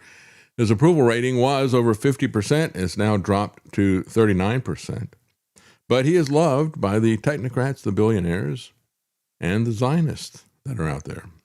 Altman announced his investment last October. He said he was excited to work with Argentina as it builds towards becoming an AI hub for all of Latin America. He called Milei's AI vision unmistakable and strong. And again, Sam Altman is one of the people who stands out amongst this group of corrupt tech oligarchs and billionaires. He stands out for his low standards. He is his people of his ilk even look down upon him in terms of what the guy has to say. So again, they're moving to legalize non-human corporations, all run by artificial intelligence. Meanwhile, Elon Musk is now the richest man in history. He is now a multi-trillionaire. And again, the question is, how much is enough? Anthropic, by the way, is racing to defuse Trump's U.S. export curbs. And it is an interesting back and forth that is happening with them. They have come up with a couple of programs Fable and Mythos 5 ranked number one in the world for model intelligence, widening the gap between the U.S. and China. But the U.S. government banned foreign governments, companies, and individuals from using Fable 5 and Mythos 5 models after researchers at Amazon demonstrated to the Trump administration that some safeguards on Fable could be circumvented. You see, when you have a government that picks winners and losers, when you look at what did Jeff Bezos do? He gave Melania like $40 million. I mean, it's a $40 million movie that he made about her. She got about 25 of that, I think, personally. Doesn't cost anything to make a documentary much. Certainly not that one. And most of the money was spent on advertising and promotion, but there wasn't anything in there that would have cost a lot of money. So most of the money that was spent on that budget was given to Melania. He was buying influence. And so here, when their competitor comes up, because AI is something also being developed by Amazon, they get on the phone and say, have you seen what this is? I think you need to take a look at this. And, they started playing the telephone game. And before you know it, Anthropic is shut down. And they had, first they put an export curb on them. And they said, well, it's not possible for us to know where the people are living that are using this. So they just decided to shut the entire thing down. Well, they said no non-American could use the model at all, including non-Americans in the U.S. or even the non-Americans that developed it and were key in its creation. Yeah, and it's an interesting back and forth when you look at it, because what the Trump administration said was, they said things like, well, we tried to get a hold of the CEO, and they said he was at a retreat, and they said none of that is true. None of that is true. They said that they tried to get a hold of him. It took them about an hour and a half to get a hold of him, but then he contacted them. And they said in the interim, we offered a lot of other people for them to talk to, and they didn't talk to them about it. And then when then the account of how this all came about, the Trump administration said, well, we offered him an ultimatum. We said you could voluntarily take this down or we would do the export controls. They said that was never an offer on the table. So basically, the company Anthropic is saying the Trump administration is lying. Imagine that. We all know that's the case. They lie about everything. It just, to me, I thought that was the most interesting aspect of this, was how the whole thing happened and the conflicting stories that are there. And so when you look at where these people are headed, you've got, and what is happening with their devices. This is a Korean humanoid robot that does a viral K-pop dance. Well, look at this. I saw this and I thought, listening to the music is kind of painful, but here's a good example of why we need to have robots, right? Because if we didn't have robots, what would we do for entertainment? Here it is, dancing a K-pop dance to awful music.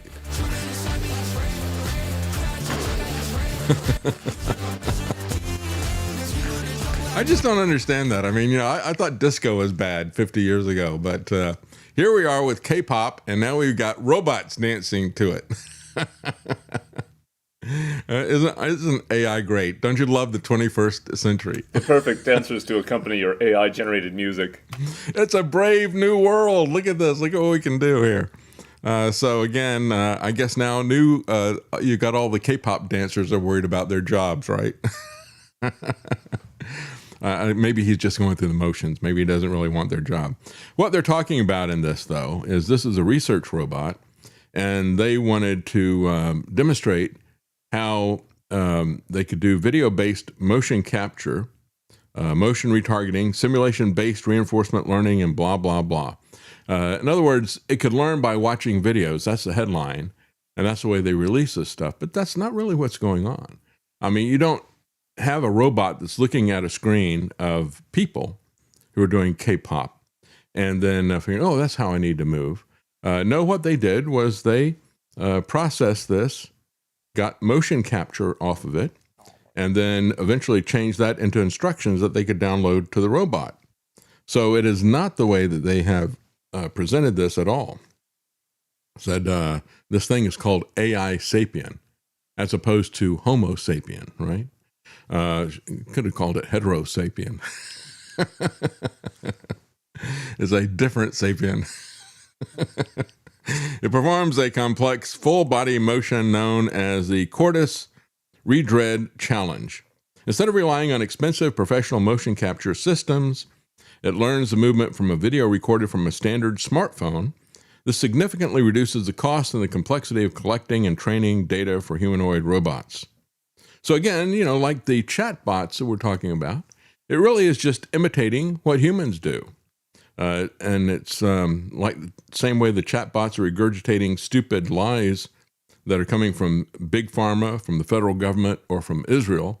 This chatbot is copying stupid moves that are made by people in response to stupid music. And I'm sure that, we can have K-pop listening to that. I think it'd be very easy for AI to synthesize that music as well. When I looked at that, I just, my first thought was what I used to see when I was a kid. I'd watch American Bandstand, and Dick Clark would play the song for the kids that were there, and he'd ask me, what do you think of that song? 2 or 3 of them. And the standard reply was, well, I liked it. It was easy to dance to. I'm sure that's what the robot is thinking, right? It's easy to dance to. Anyway, it wasn't like the robot was sitting there watching a video and then figuring out, I could do that, The motion learning process begins with video-based motion capture, human movements recorded on a smartphone, converted into digital motion data. Robot's not doing that. Other software is doing that. Then the captured motion is then passed through a motion retargeting stage where the human movements are adapted to match the physical structure and the joint limitations of the humanoid robot. So again, it is something that is done to try to inspire awe. But over and over again, these people continue to... Here's a good example of an Airbnb host. Now, this was in San Francisco. And a guy rented out his house, which had a lot of expensive furniture in it. And this company rented it and used it as a test bed for their robot. He's now suing them for a lot of money because the robot testing trashed his home that was there. So the worst. Well, presumably they did an Airbnb so it wouldn't trash their own home. That's right. But they raised quite a bit of money. I mean, these people got a pretty good amount of money that they've raised, capital that they've raised for this, as most of these robotics places do. But rather than setting up a test bed of their own, they, on the cheap, rented this Airbnb. And the guy said it wasn't just a couple of engineers that were screwing around. Using his outdoor Ring camera, he claimed that he saw more than 30 people coming and going in the house between April 12th and 25th. He overheard some of them talking about shifts. His house is being used as an ad hoc R&D lab. He's seeking more than $12,000 in damages. I feel sorry for him for this case, but it's still kind of creepy that he had that much information about the guests at his Airbnb. Yeah, that's right. Well, it's the outdoor Ring camera. That's what he's saying, I guess. But so the company was called the Bot Company. And they were founded by Kyle Voigt and another guy. Voigt was the founder of Cruise, General Motors' now defunct robotaxi division. So, the interesting thing, I guess, is that when you look at what GM was doing with Cruise and all these robotaxi companies, they put their devices out on the streets and, they might trash your car or something else. And so they do an experiment right there on the roads with you. They don't build a test track. They use the city roads for the experiment. So why wouldn't you, if you were that kind of an engineer, why wouldn't you think you could do that with an Airbnb, as a matter of fact? And it doesn't always go as expected. I just showed you the picture of that robot that was dancing to a K-pop tune.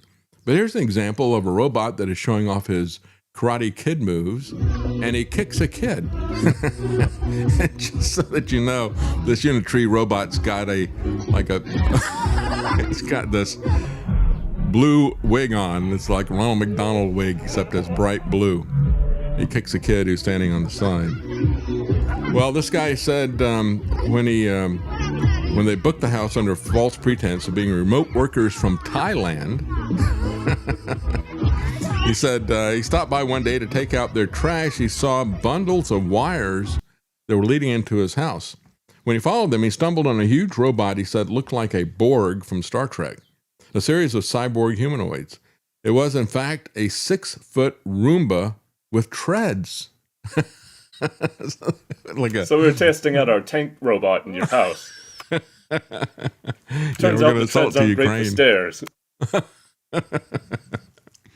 He said the workers from the bot company booked his childhood home that he was renting out under false pretenses and left it in a wrecked state.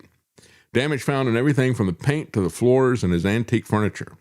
Purportedly, this wasn't the work of a couple of engineers just screwing around. Again, this was a large crew working in shifts. He said they chipped the bathroom tile, they banged up a coffee table, and he said there were missing things. And not only were some things missing, he said there was a very valuable vase that was just completely missing. He said, I'm assuming that they broke that and threw it away. They had a broken mug with a handle that was glued back on. And he said when he got in there, he said, everything was shifted around. He said, imagine going back into your house after somebody's rented it and everything is put in different drawers because they were practicing this robot putting things away in different places. And so it was just stashing stuff in different places and he couldn't find anything. He said, again, that they used his home for that. But again, the guy who put this all together had already been doing that with his robo-taxis on the road. Well, AI will consume as much water as 1 billion people by 2030. In other words, 1/8 of the world's population. In reality, the report stresses these initial training costs are dwarfed by the inference costs, meaning the cost of running the models to answer prompts will make up to 80 to 90% of total AI energy. Training them takes about 70 gigawatt hours of electricity, but running ChatGPT is estimated uses 383 gigawatts per day. So when you look at it, just the training part is absolutely tiny compared to what they're going to run through on a regular basis. Meanwhile, where do they get all this power? Well, they're running into a lot of opposition in a lot of different places, as I pointed out. So now Google is going to be teaming up with a company called Voltus, I guess. And they're going to be revolting, I guess. They're going to try to do this in terms of what they call a virtual power plant. Well, the problem with a virtual power plant is that it's not really generating anything. What they're doing is they're distributing this in a very hidden way to take the power that's on the grid and to use this for their purposes, for Google's purposes. Calling it a virtual power plant is kind of like calling embezzlement virtual profits. Yeah, that's right. And it doesn't do anything to increase the capacity of the grid. Instead, what they're going to do is hide the fact that they're taking the power off of the grid. The only part of this that generates any power at all is some solar panels that they'll be putting in, but all the rest of this is just managing the load and trying to decentralize this and stay under the radar. New York's legislature has passed data center moratorium, meanwhile, and you're going to see more of that. Right now, this is happening mostly in Republican states, and when we look at people like Marsha Blackburn, I can imagine she's going to be pedal to the metal for data centers here in Tennessee when she becomes governor. I'm really concerned about what she's going to do based on what she has already done. In Nashville, you already have zoo officials are horrified by the AI data center that is near the Nashville Zoo. So I guess, I don't know if they got any canaries, but they've got all kinds of other zoo animals that are kind of like canaries in the coal mine.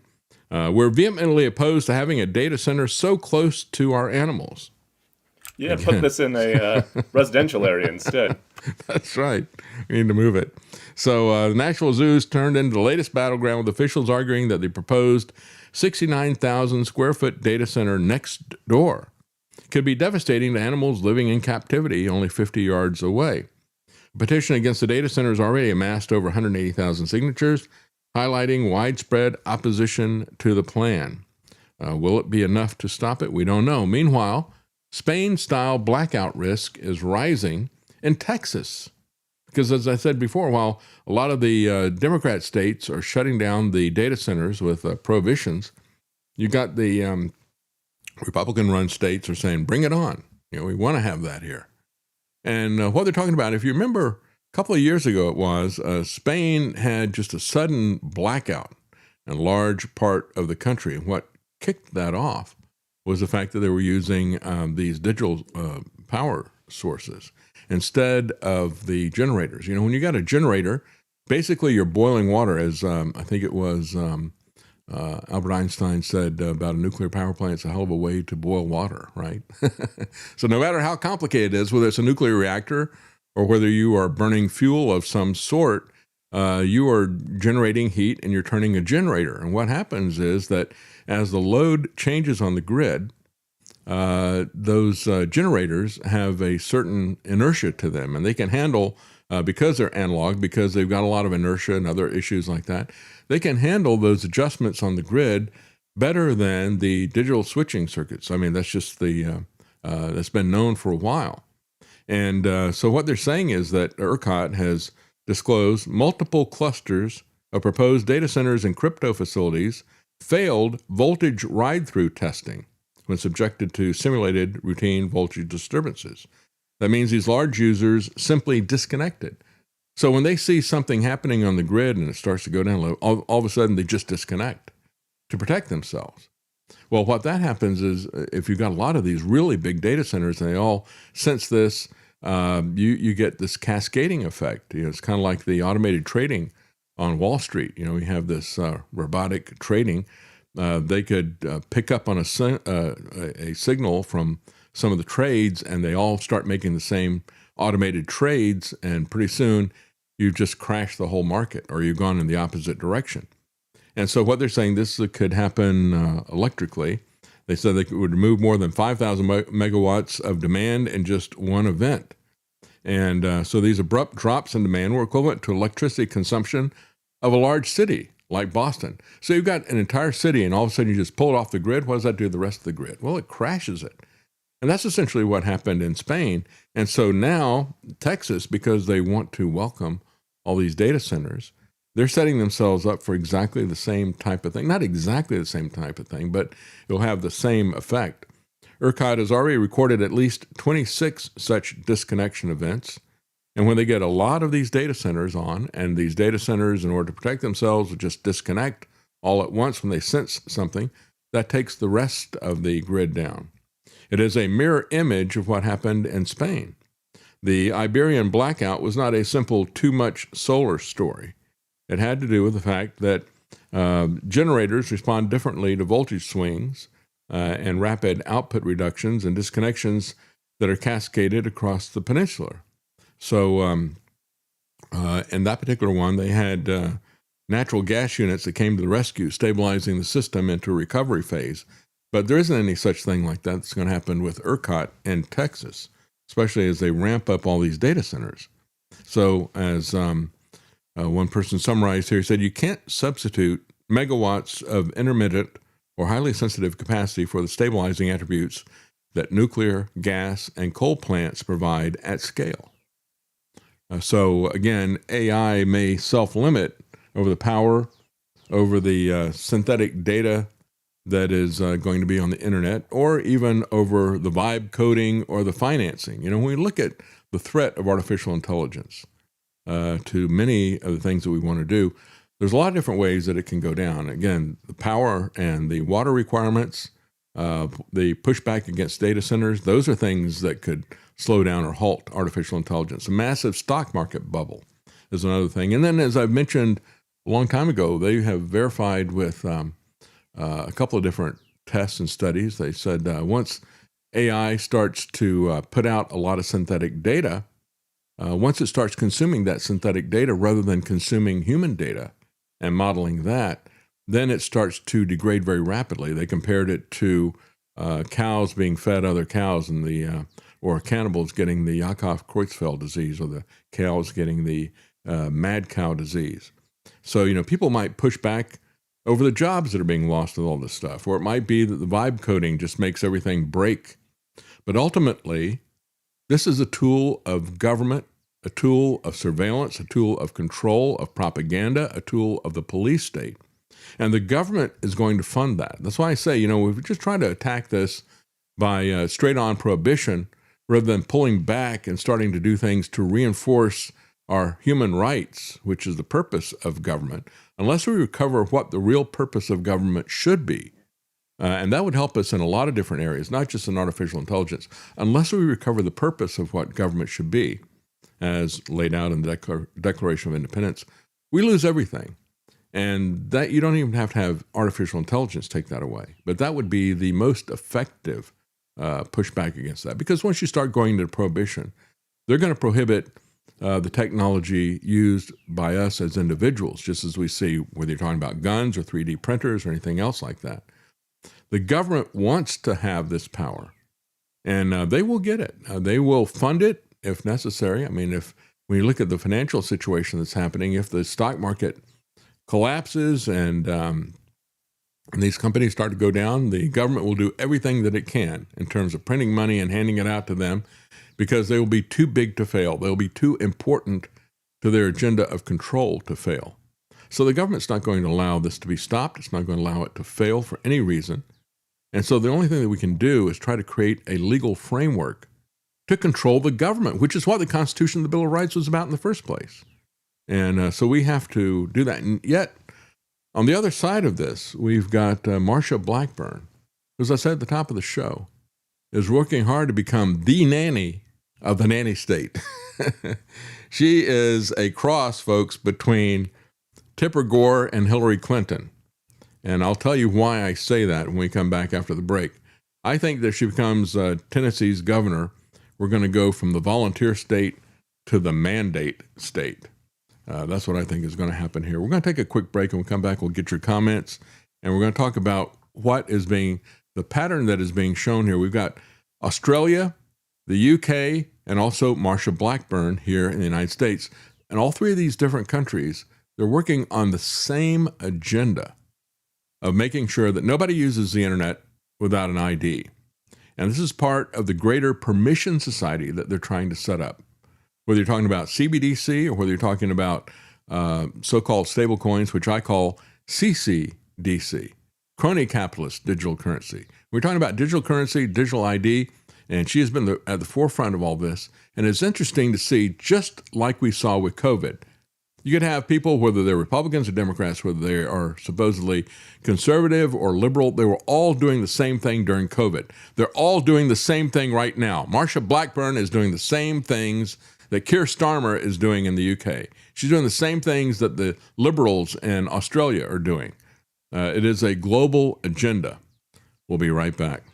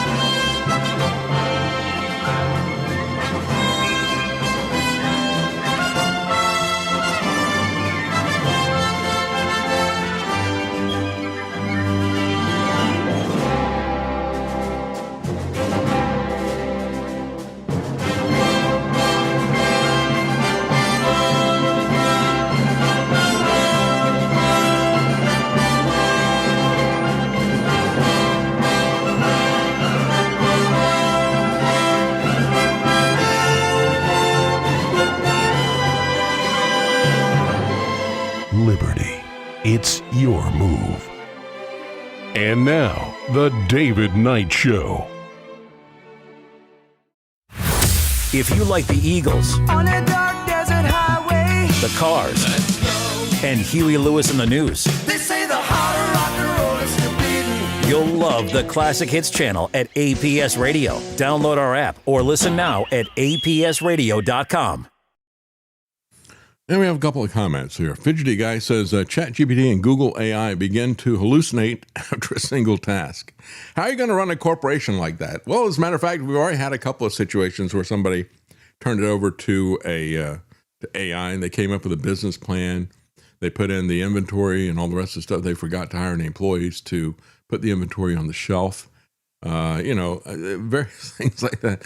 When I look at artificial intelligence, I think of it as idiot savant stuff. I mean, it can be incredibly good at some narrow little area there. And it does the most basic, stupid things as well. It really is a savant, but idiotic at the same time. Bin Laden Bernanke 1 said the April 2025 nationwide blackout of Spain and Portugal lasted for 2 days in Spain, 3 in Portugal.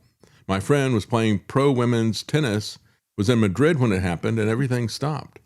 Yeah, I went through this once. We had several video stores, and we only shut them down one time out of the 14 years that we had them. And that was when we had a hurricane that came through and knocked down so many trees. I mean, it knocked down some trees that were over 100 years old in the middle of Raleigh. And knocked down these trees and took out the power lines. It took them a very long time to get power restored. And so we had no power, and neither did our customers. So, and if our customers had had power, we would have gone down with flashlights and pen and paper, and we would have rented them movies. But there was no point in it. And so once they got, at one of our 6 stores, once they got power back there, we opened up that store. And later that day, we had the police come by and tell us that we had to shut down, even though the Walmart was right across the street. And I said, well, you're not shutting down Walmart. Oh, yeah, but, people might come to your place here to get a movie. We don't want a lot of people out on the road. It's like, well, we're not enough people compared to Walmart, but we were about ready to shut down anyway because people had stopped coming. And but it just infuriated me. And that's why when I saw Trump doing this stuff in 2020, it really hit a raw nerve from that memory of them coming in and shutting us down. And then we stopped on the way home at another store so we could get any money that was in the safe out of it.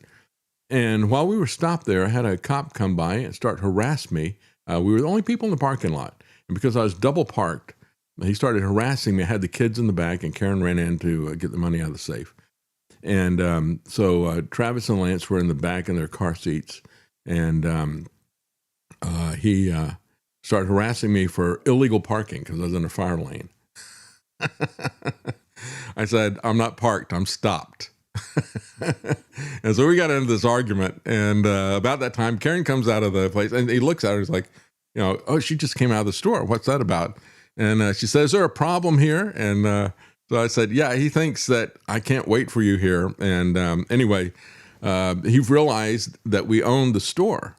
And then he got all apologetic about it. I thought, what is this about? It's like, you're going to harass me unless I own the store, and then you're going to back off about this? The whole thing got me so angry. And when Trump started doing all this stuff about shutting down the small businesses, but the big box retailers could stay open during all this COVID nonsense, it's like, I've seen this movie before, and I hate that. I hate it when it was done at the local level, and I really hate it when it's done at the national level. And it is a particular type of elitism that is just reprehensible.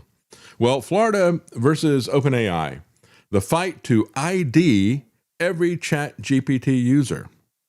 And again, the demand reaches far past the children that the state says that it wants to protect. This is what's being done everywhere. The UK is doing this. Marsha Blackburn is doing it at the federal level. The state of Florida is doing it at the state level. We got to protect the kids. And that's why I said she is like some of the worst aspects of Hillary Clinton and Tipper Gore. Of course, Tipper Gore was going to have efforts to control the music. We don't know, the parents won't do their job, so we got to have the government do it for you. And we had Hillary Clinton famously saying it takes a village to raise your kids. Whenever you got nanny state government, which is really what Marsha Blackburn is pushing here, she wants to protect the kids. Florida wants to protect the kids, they say. Really? Well, then why don't you protect them from the Trump injection that it's poisoning them. If you really care about the kids, start with that. Because the rest of this stuff, whether people have access, the kids have access to the internet, kids have access to phones, that's a parental responsibility. I don't want the village involved in all this. When the village comes in and says, don't worry, we'll protect your kids, that's when it gets really dangerous. It's much better for parents to say, well, that's my responsibility. That's my job. Don't try to take the jobs away from the parents. Marcia. When you're doing this, it is, it really is straight out of the Hillary Clinton playbook.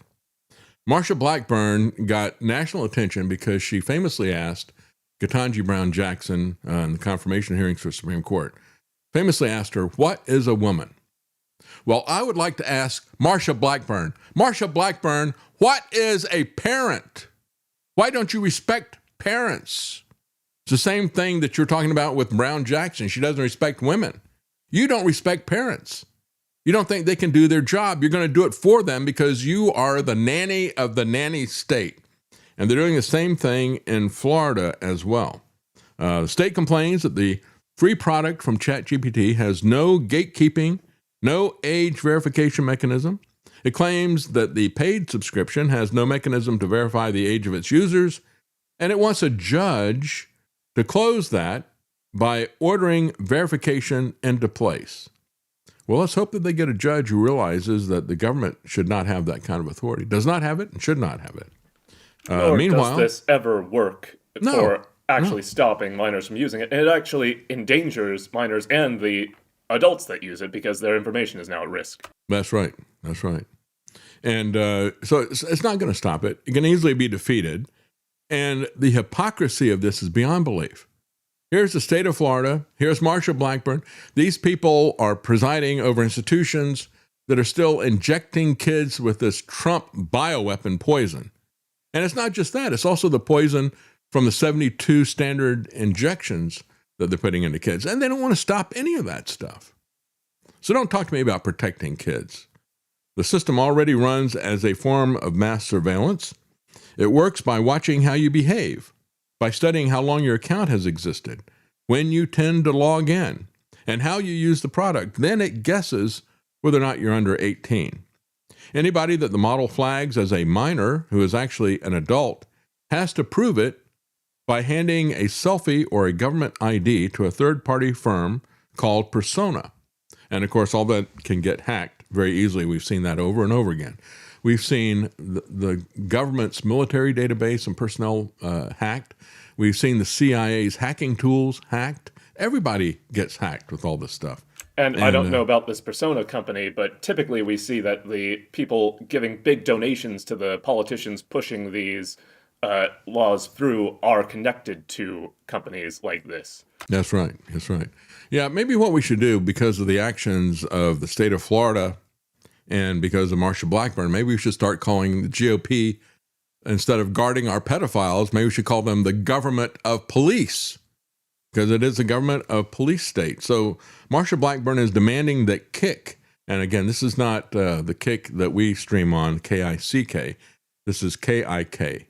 Verify the age of every user. I guess I'll call that, I don't know, how else would we pronounce that? Anyway, it is the scaffolding of a digital ID internet. That's really what this is about. And when we talk about a scaffolding, what Marsha Blackburn is actually doing is just playing a game of hangman in terms of a police state. And once she gets all the pieces in there, guess what? We hang the Statue of Liberty for Marsha Blackburn. She wants the video platform, KIK, to verify the age, and there is absolutely no way to do that without verifying everybody who signs up at the site. She sent a demand letter to the CEO and gave the company until June 19th to answer a list of questions about how it screens its users. Her letter follows a report from the National Center on Sexual Exploitation, which created a fake test account posing as a 12-year-old girl under the username I'm 12, be nice. Well, again, this is nanny state stuff. This is something the parents should be involved in. And because they think the government is going to protect them on this, it's like thinking that the FDA is going to protect your food and your drugs. She has also quote from, I believe, Ben Franklin of those who would trade security for freedom deserve neither, but we see over and over again those who attempt to trade it receive neither. They wind up less secure as well as less free, and that's exactly what this is.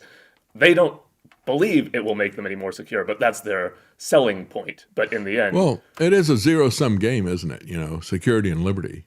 And it's actually, I think it was Jefferson who said he prefers dangerous liberty. Yeah, liberty is dangerous, but I prefer it as well. But this is not her only rodeo here. She's done a lot of different things. And like I said, it's like a game of hangman. And she's building this scaffolding to hang us all. Her Trump America AI Act is a 291-page draft that was introduced back in March. I talked about it at that point in time. It would repeal this Section 230 entirely. That was a piece of legislation that said that the internet companies would not be responsible for things that people put up, whether you're talking about social media or something else. So they would not be the publishers of that. They would merely be the public square. And that's why I've said, and of course that was Dorsey's response to a lot of the questioning from the Democrats. He said, look, you know, this is, we are the digital public square. I said, that's right. And we already have a law that shows that even if the public square is privately owned, they can't take away free speech. But the government is constantly pressuring them, trying to turn them into deputies for the police state. And that's exactly the way Marsha Blackburn is coming after all this. So repealing Section 230 would expose platforms and AI developers to open-ended liability for reasonably foreseeable harms. Without Section 230 protection, platforms would face lawsuits for hosting user speech, and the rational business response is to remove anything that might attract one. So what they want to do is make them deputies. They want to make sure that they're going to force the social media companies as well as the AI companies to preemptively censor you and control you. She also sponsored the Blockbeard Act. Not Blackbeard. I guess she should have called it. So she's Marsha Blackburn. She should have called it the Blackbeard Act. Piracy, really. Which would give the federal courts the power to order ISPs, search engines, and potentially VPNs to block entire foreign websites accused of piracy. A site blocking authority that the U.S. government has never held at that scale. So here she is. She's going full Chinese communist on us. It's the Chinese communists that are criminalizing VPNs.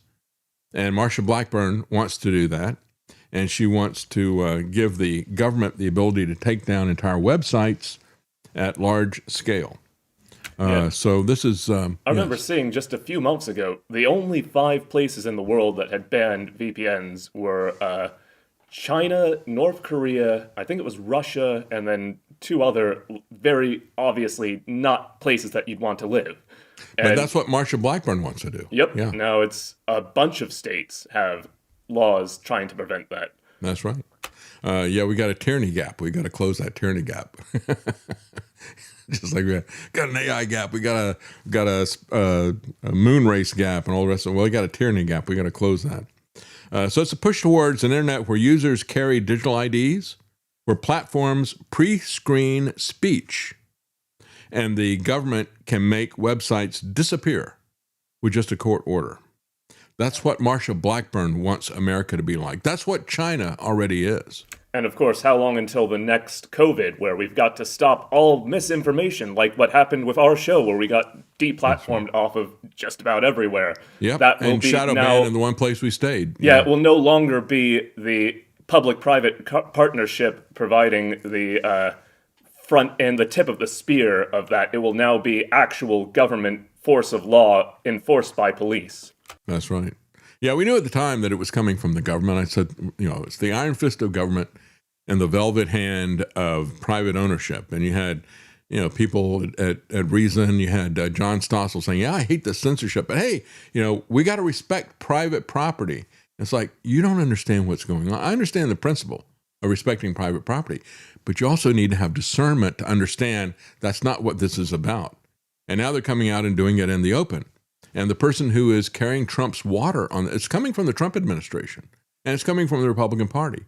And the person who has taken the lead, who's taken the point on all this, is Marsha Blackburn, who, by all odds, is going to be the next governor of Tennessee. It's a sad situation here. Blackburn signed the letter as chairman of the Senate Judiciary Subcommittee on Privacy, Technology, and the Law. When her subcommittee is against privacy, it wants to use technology to take away your privacy, and she ignores the law, but she is the chair of this committee. It's like Trump's Religious Liberty Committee that kicked off the person who was actually trying to exercise her religious liberty, saying, I don't think it is attacking somebody's religion or attacking their race to say that I oppose the policies of the Israeli government. And said, well, you don't have the right to say that, so we kick you off of the Liberty Commission. It's just amazing what the Republicans are doing now. So again, this is Marsha Blackburn's push for crony capital digital currency is also part of this. So she's got several different angles that she's coming at this. Going after VPNs, requiring people in the name of protecting the children. It's the Kids Online Safety Act, KOSHA. She's been a big sponsor of that, sponsoring the Blockbeard Act, and going after ISPs, search engines, and VPNs, if giving themselves the power to shut you down with an automatic kill switch, and pushing digital currency with the, that one was the Genius Act. The Genesis Act was another artificial intelligence empowerment act that she put out there, attacking the 10th Amendment. She absolutely despises the 10th Amendment, and she wants to be governor of Tennessee. Well, she wants to do that because she wants to run through this globalist agenda here in the state of Tennessee. And I think it's that people like Marsha Blackburn get put in place in places like Tennessee to prevent the large percentage of patriots from actually doing anything. That's right. That's right. It's the same sort of thing we saw with Frank Nicely and that guy that had all of the funding from the sketchy corporations that had ties to Soros with all the attack ads against Frank Nicely. That's right. You got a guy like Frank Nicely, and what he was doing was exactly the opposite of what Marsha Blackburn is doing. He got a bill passed to let you get ivermectin over the counter during the pandemic nonsense, and he was trying to set things up for the state to have a backup fund of gold and to help to establish gold as a medium of currency and various other things like that. He tried to stop out-of-state funding, and the Republicans wouldn't support him on that. And then they used out-of-state funding, like Lance just talked about, from all these Soros organizations, to put a guy in who was an absolute cipher. There was no background for him personally, no background for him in terms of what he'd ever done in his life, in terms of work, who did he work for, what policies did he have? Nothing.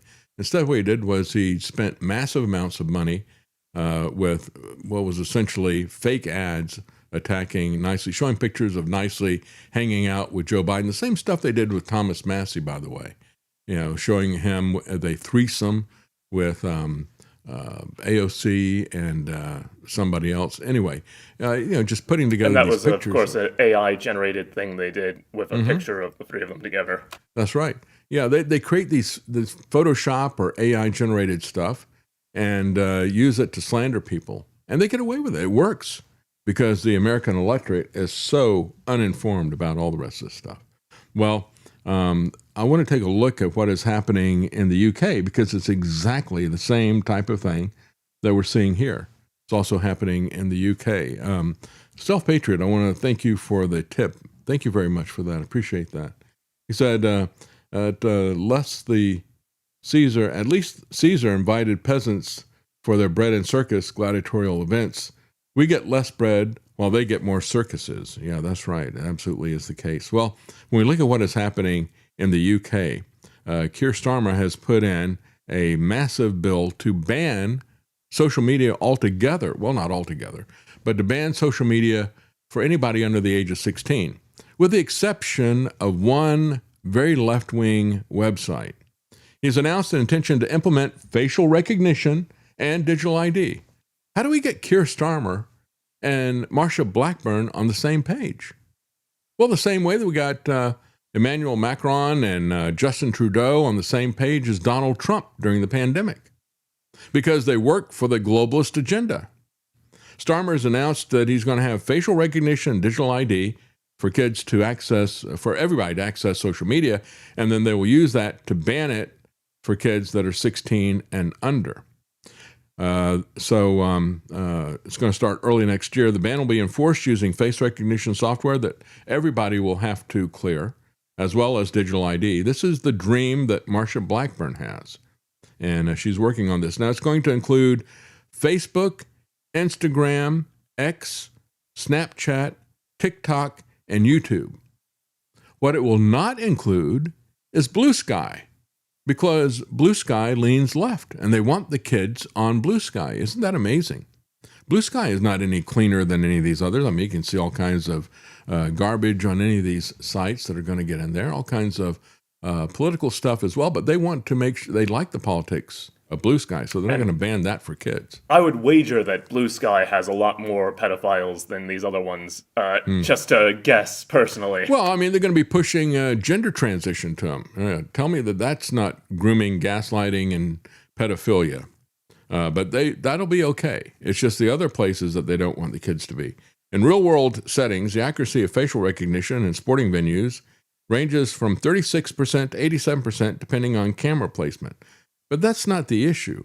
The issue is that they're using this to, quote, protect kids online. It's the same thing that Marsha Blackburn was doing with the KOSA Act, Kids Online Safety Act. They almost use exactly the same name, but not exactly the same name, but it is the same agenda. It is all using the kids in order to get digital ID on everybody else. They've declared these other websites not kosher. That's right. It's not kosher. It's about censorship, control, propaganda, and those are always about politics and about power.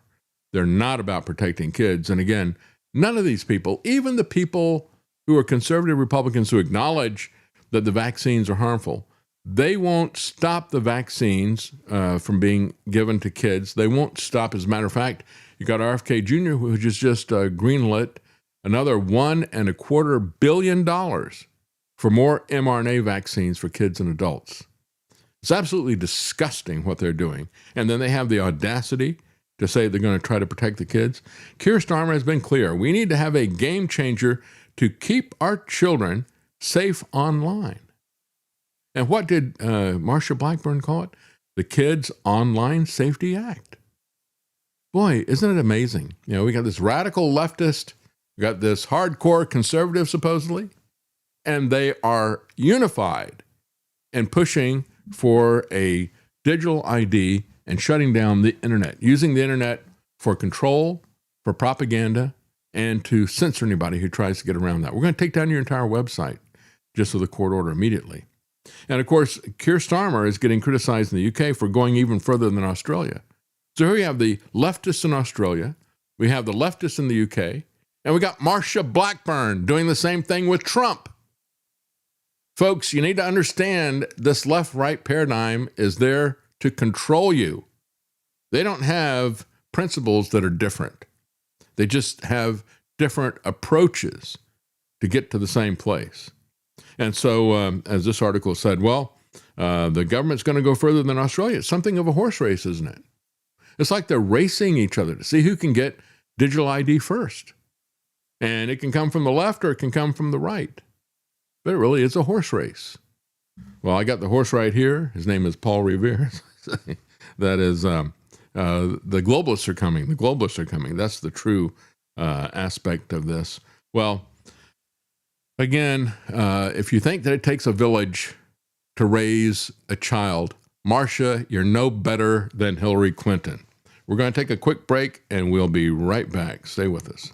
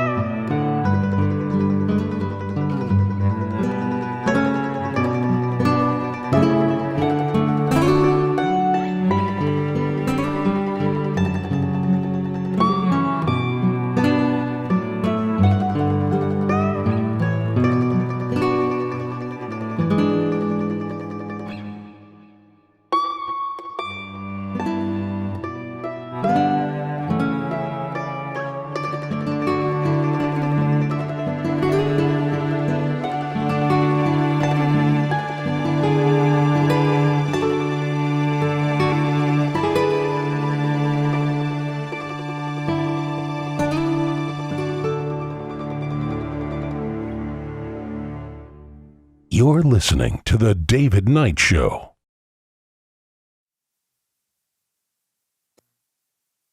Okay, welcome back. I thought you were going to be playing the APS thing. Caught me by surprise. Well, Elon Musk has now become the world's first trillionaire. As a matter of fact, the IPO they had traded 29% higher than they thought it was going to be initially. It went up by an additional 29% from the initial price. But just remember that what IPO goes up must come down, just like his rockets. Like Werner von Braun, right? The rockets go up, the rockets come down. It's not my concern, says Werner von Braun. But you have one guy talking about SpaceX, and he says, what we are building here is the entire stack, from energy to compute to launch to orbital compute. And again, when I look at this, it's like the grandiose plans of this guy truly are amazing. It's how he's made so much money. And increasingly, to me, that all looks like the Tower of Babel. You got the richest man in history who really is checking all the boxes of judgment, really, when you look at it. Think about it. The desire and rebellion from the Garden of Eden to become like God and to live forever. You got the pride and the hubris of the Tower of Babel. Let's build a city, a tower to the heavens. I mean, this is what you're seeing these guys talk about in the RPO. And then, of course, there's the desire really to destroy humanity, which is at the root of all this. He's even said, Musk has said, AI is going to destroy humanity unless you merge with it. That singularity vision. So unless the only way you're going to survive this demon that I'm summoning, he said, the only way you're going to survive is if you become cyborgs, become part machine yourself. That truly is a destruction of humanity. And so when you look at this and you check all these different boxes here, even before the destruction of humanity, he wants to enslave us all in a police state, a surveillance state, take away our jobs. He was the first time he got involved in politics was to support Andrew Yang, who was running solely on the platform of universal basic income, because he said, we're going to take everybody's jobs. We're going to take away your humanity. We're going to do this and that. It truly is amazing when we look at this. But again, the richest man in history, but God is still in control. It really is the David and Goliath issue. And no matter what happens with it, it's not just Musk. The entire industry thinks this way. But he, like Donald Trump, just doesn't have a filter. He says the quiet part out loud. But just remember that when this happens, we're going to have eventually the music will come in. They're going to face the music. For a long time. Run on for a long time. Run on for a long time. Let me tell you, God Almighty's gonna cut you down. Go tell that long-tongued liar. Go tell that midnight rider. Tell the gambler, rambler, backbiter. Tell him God Almighty's gonna cut him down. That's right. And as that happens, Zero Hedge says, Musk became the first trillionaire. And it really triggered the Democrats. They had meltdowns all across the left wing.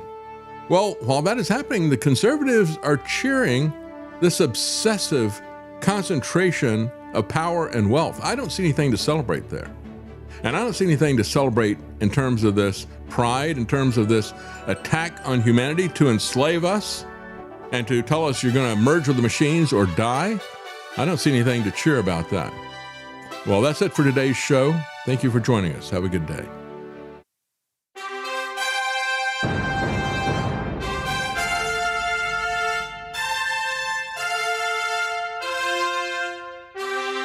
The Common Man. They created Common Core to dumb down our children. They created Common Pass to track and control us. Their Commons Project to make sure the commoners own nothing. And the communist future. They see the common man as simple, unsophisticated, ordinary. But each of us has worth and dignity, created in the image of God. That is what we have in common. That is what they want to take away. Their most powerful weapons are isolation, deception, intimidation. They desire to know everything about us while they hide everything from us. It's time to turn that around and expose what they want to hide. Please share the information and links you'll find at thedavidknightshow.com. Thank you for listening. Thank you for sharing.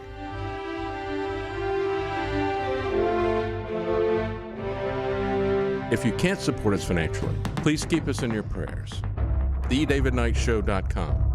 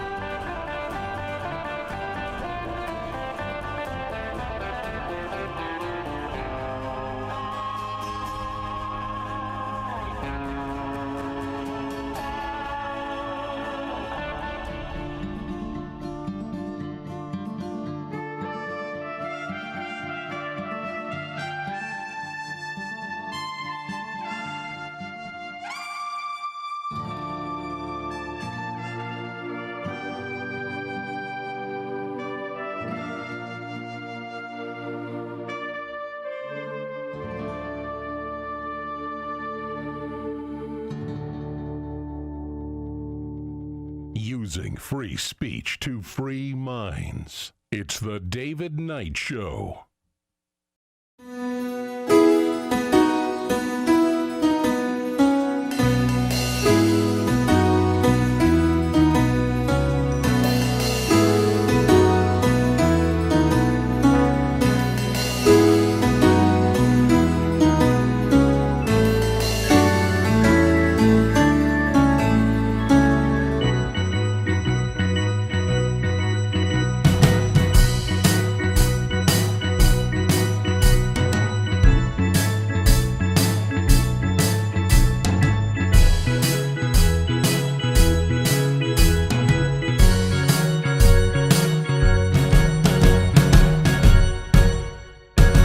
You're listening to The David Knight Show.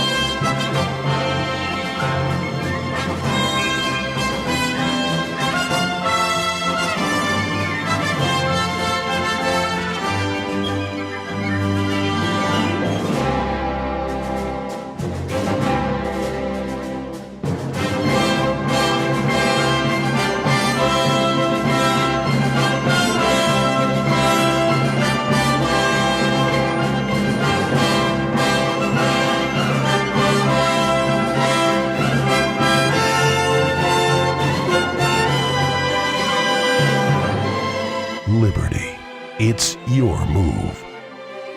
And now, The David Knight Show.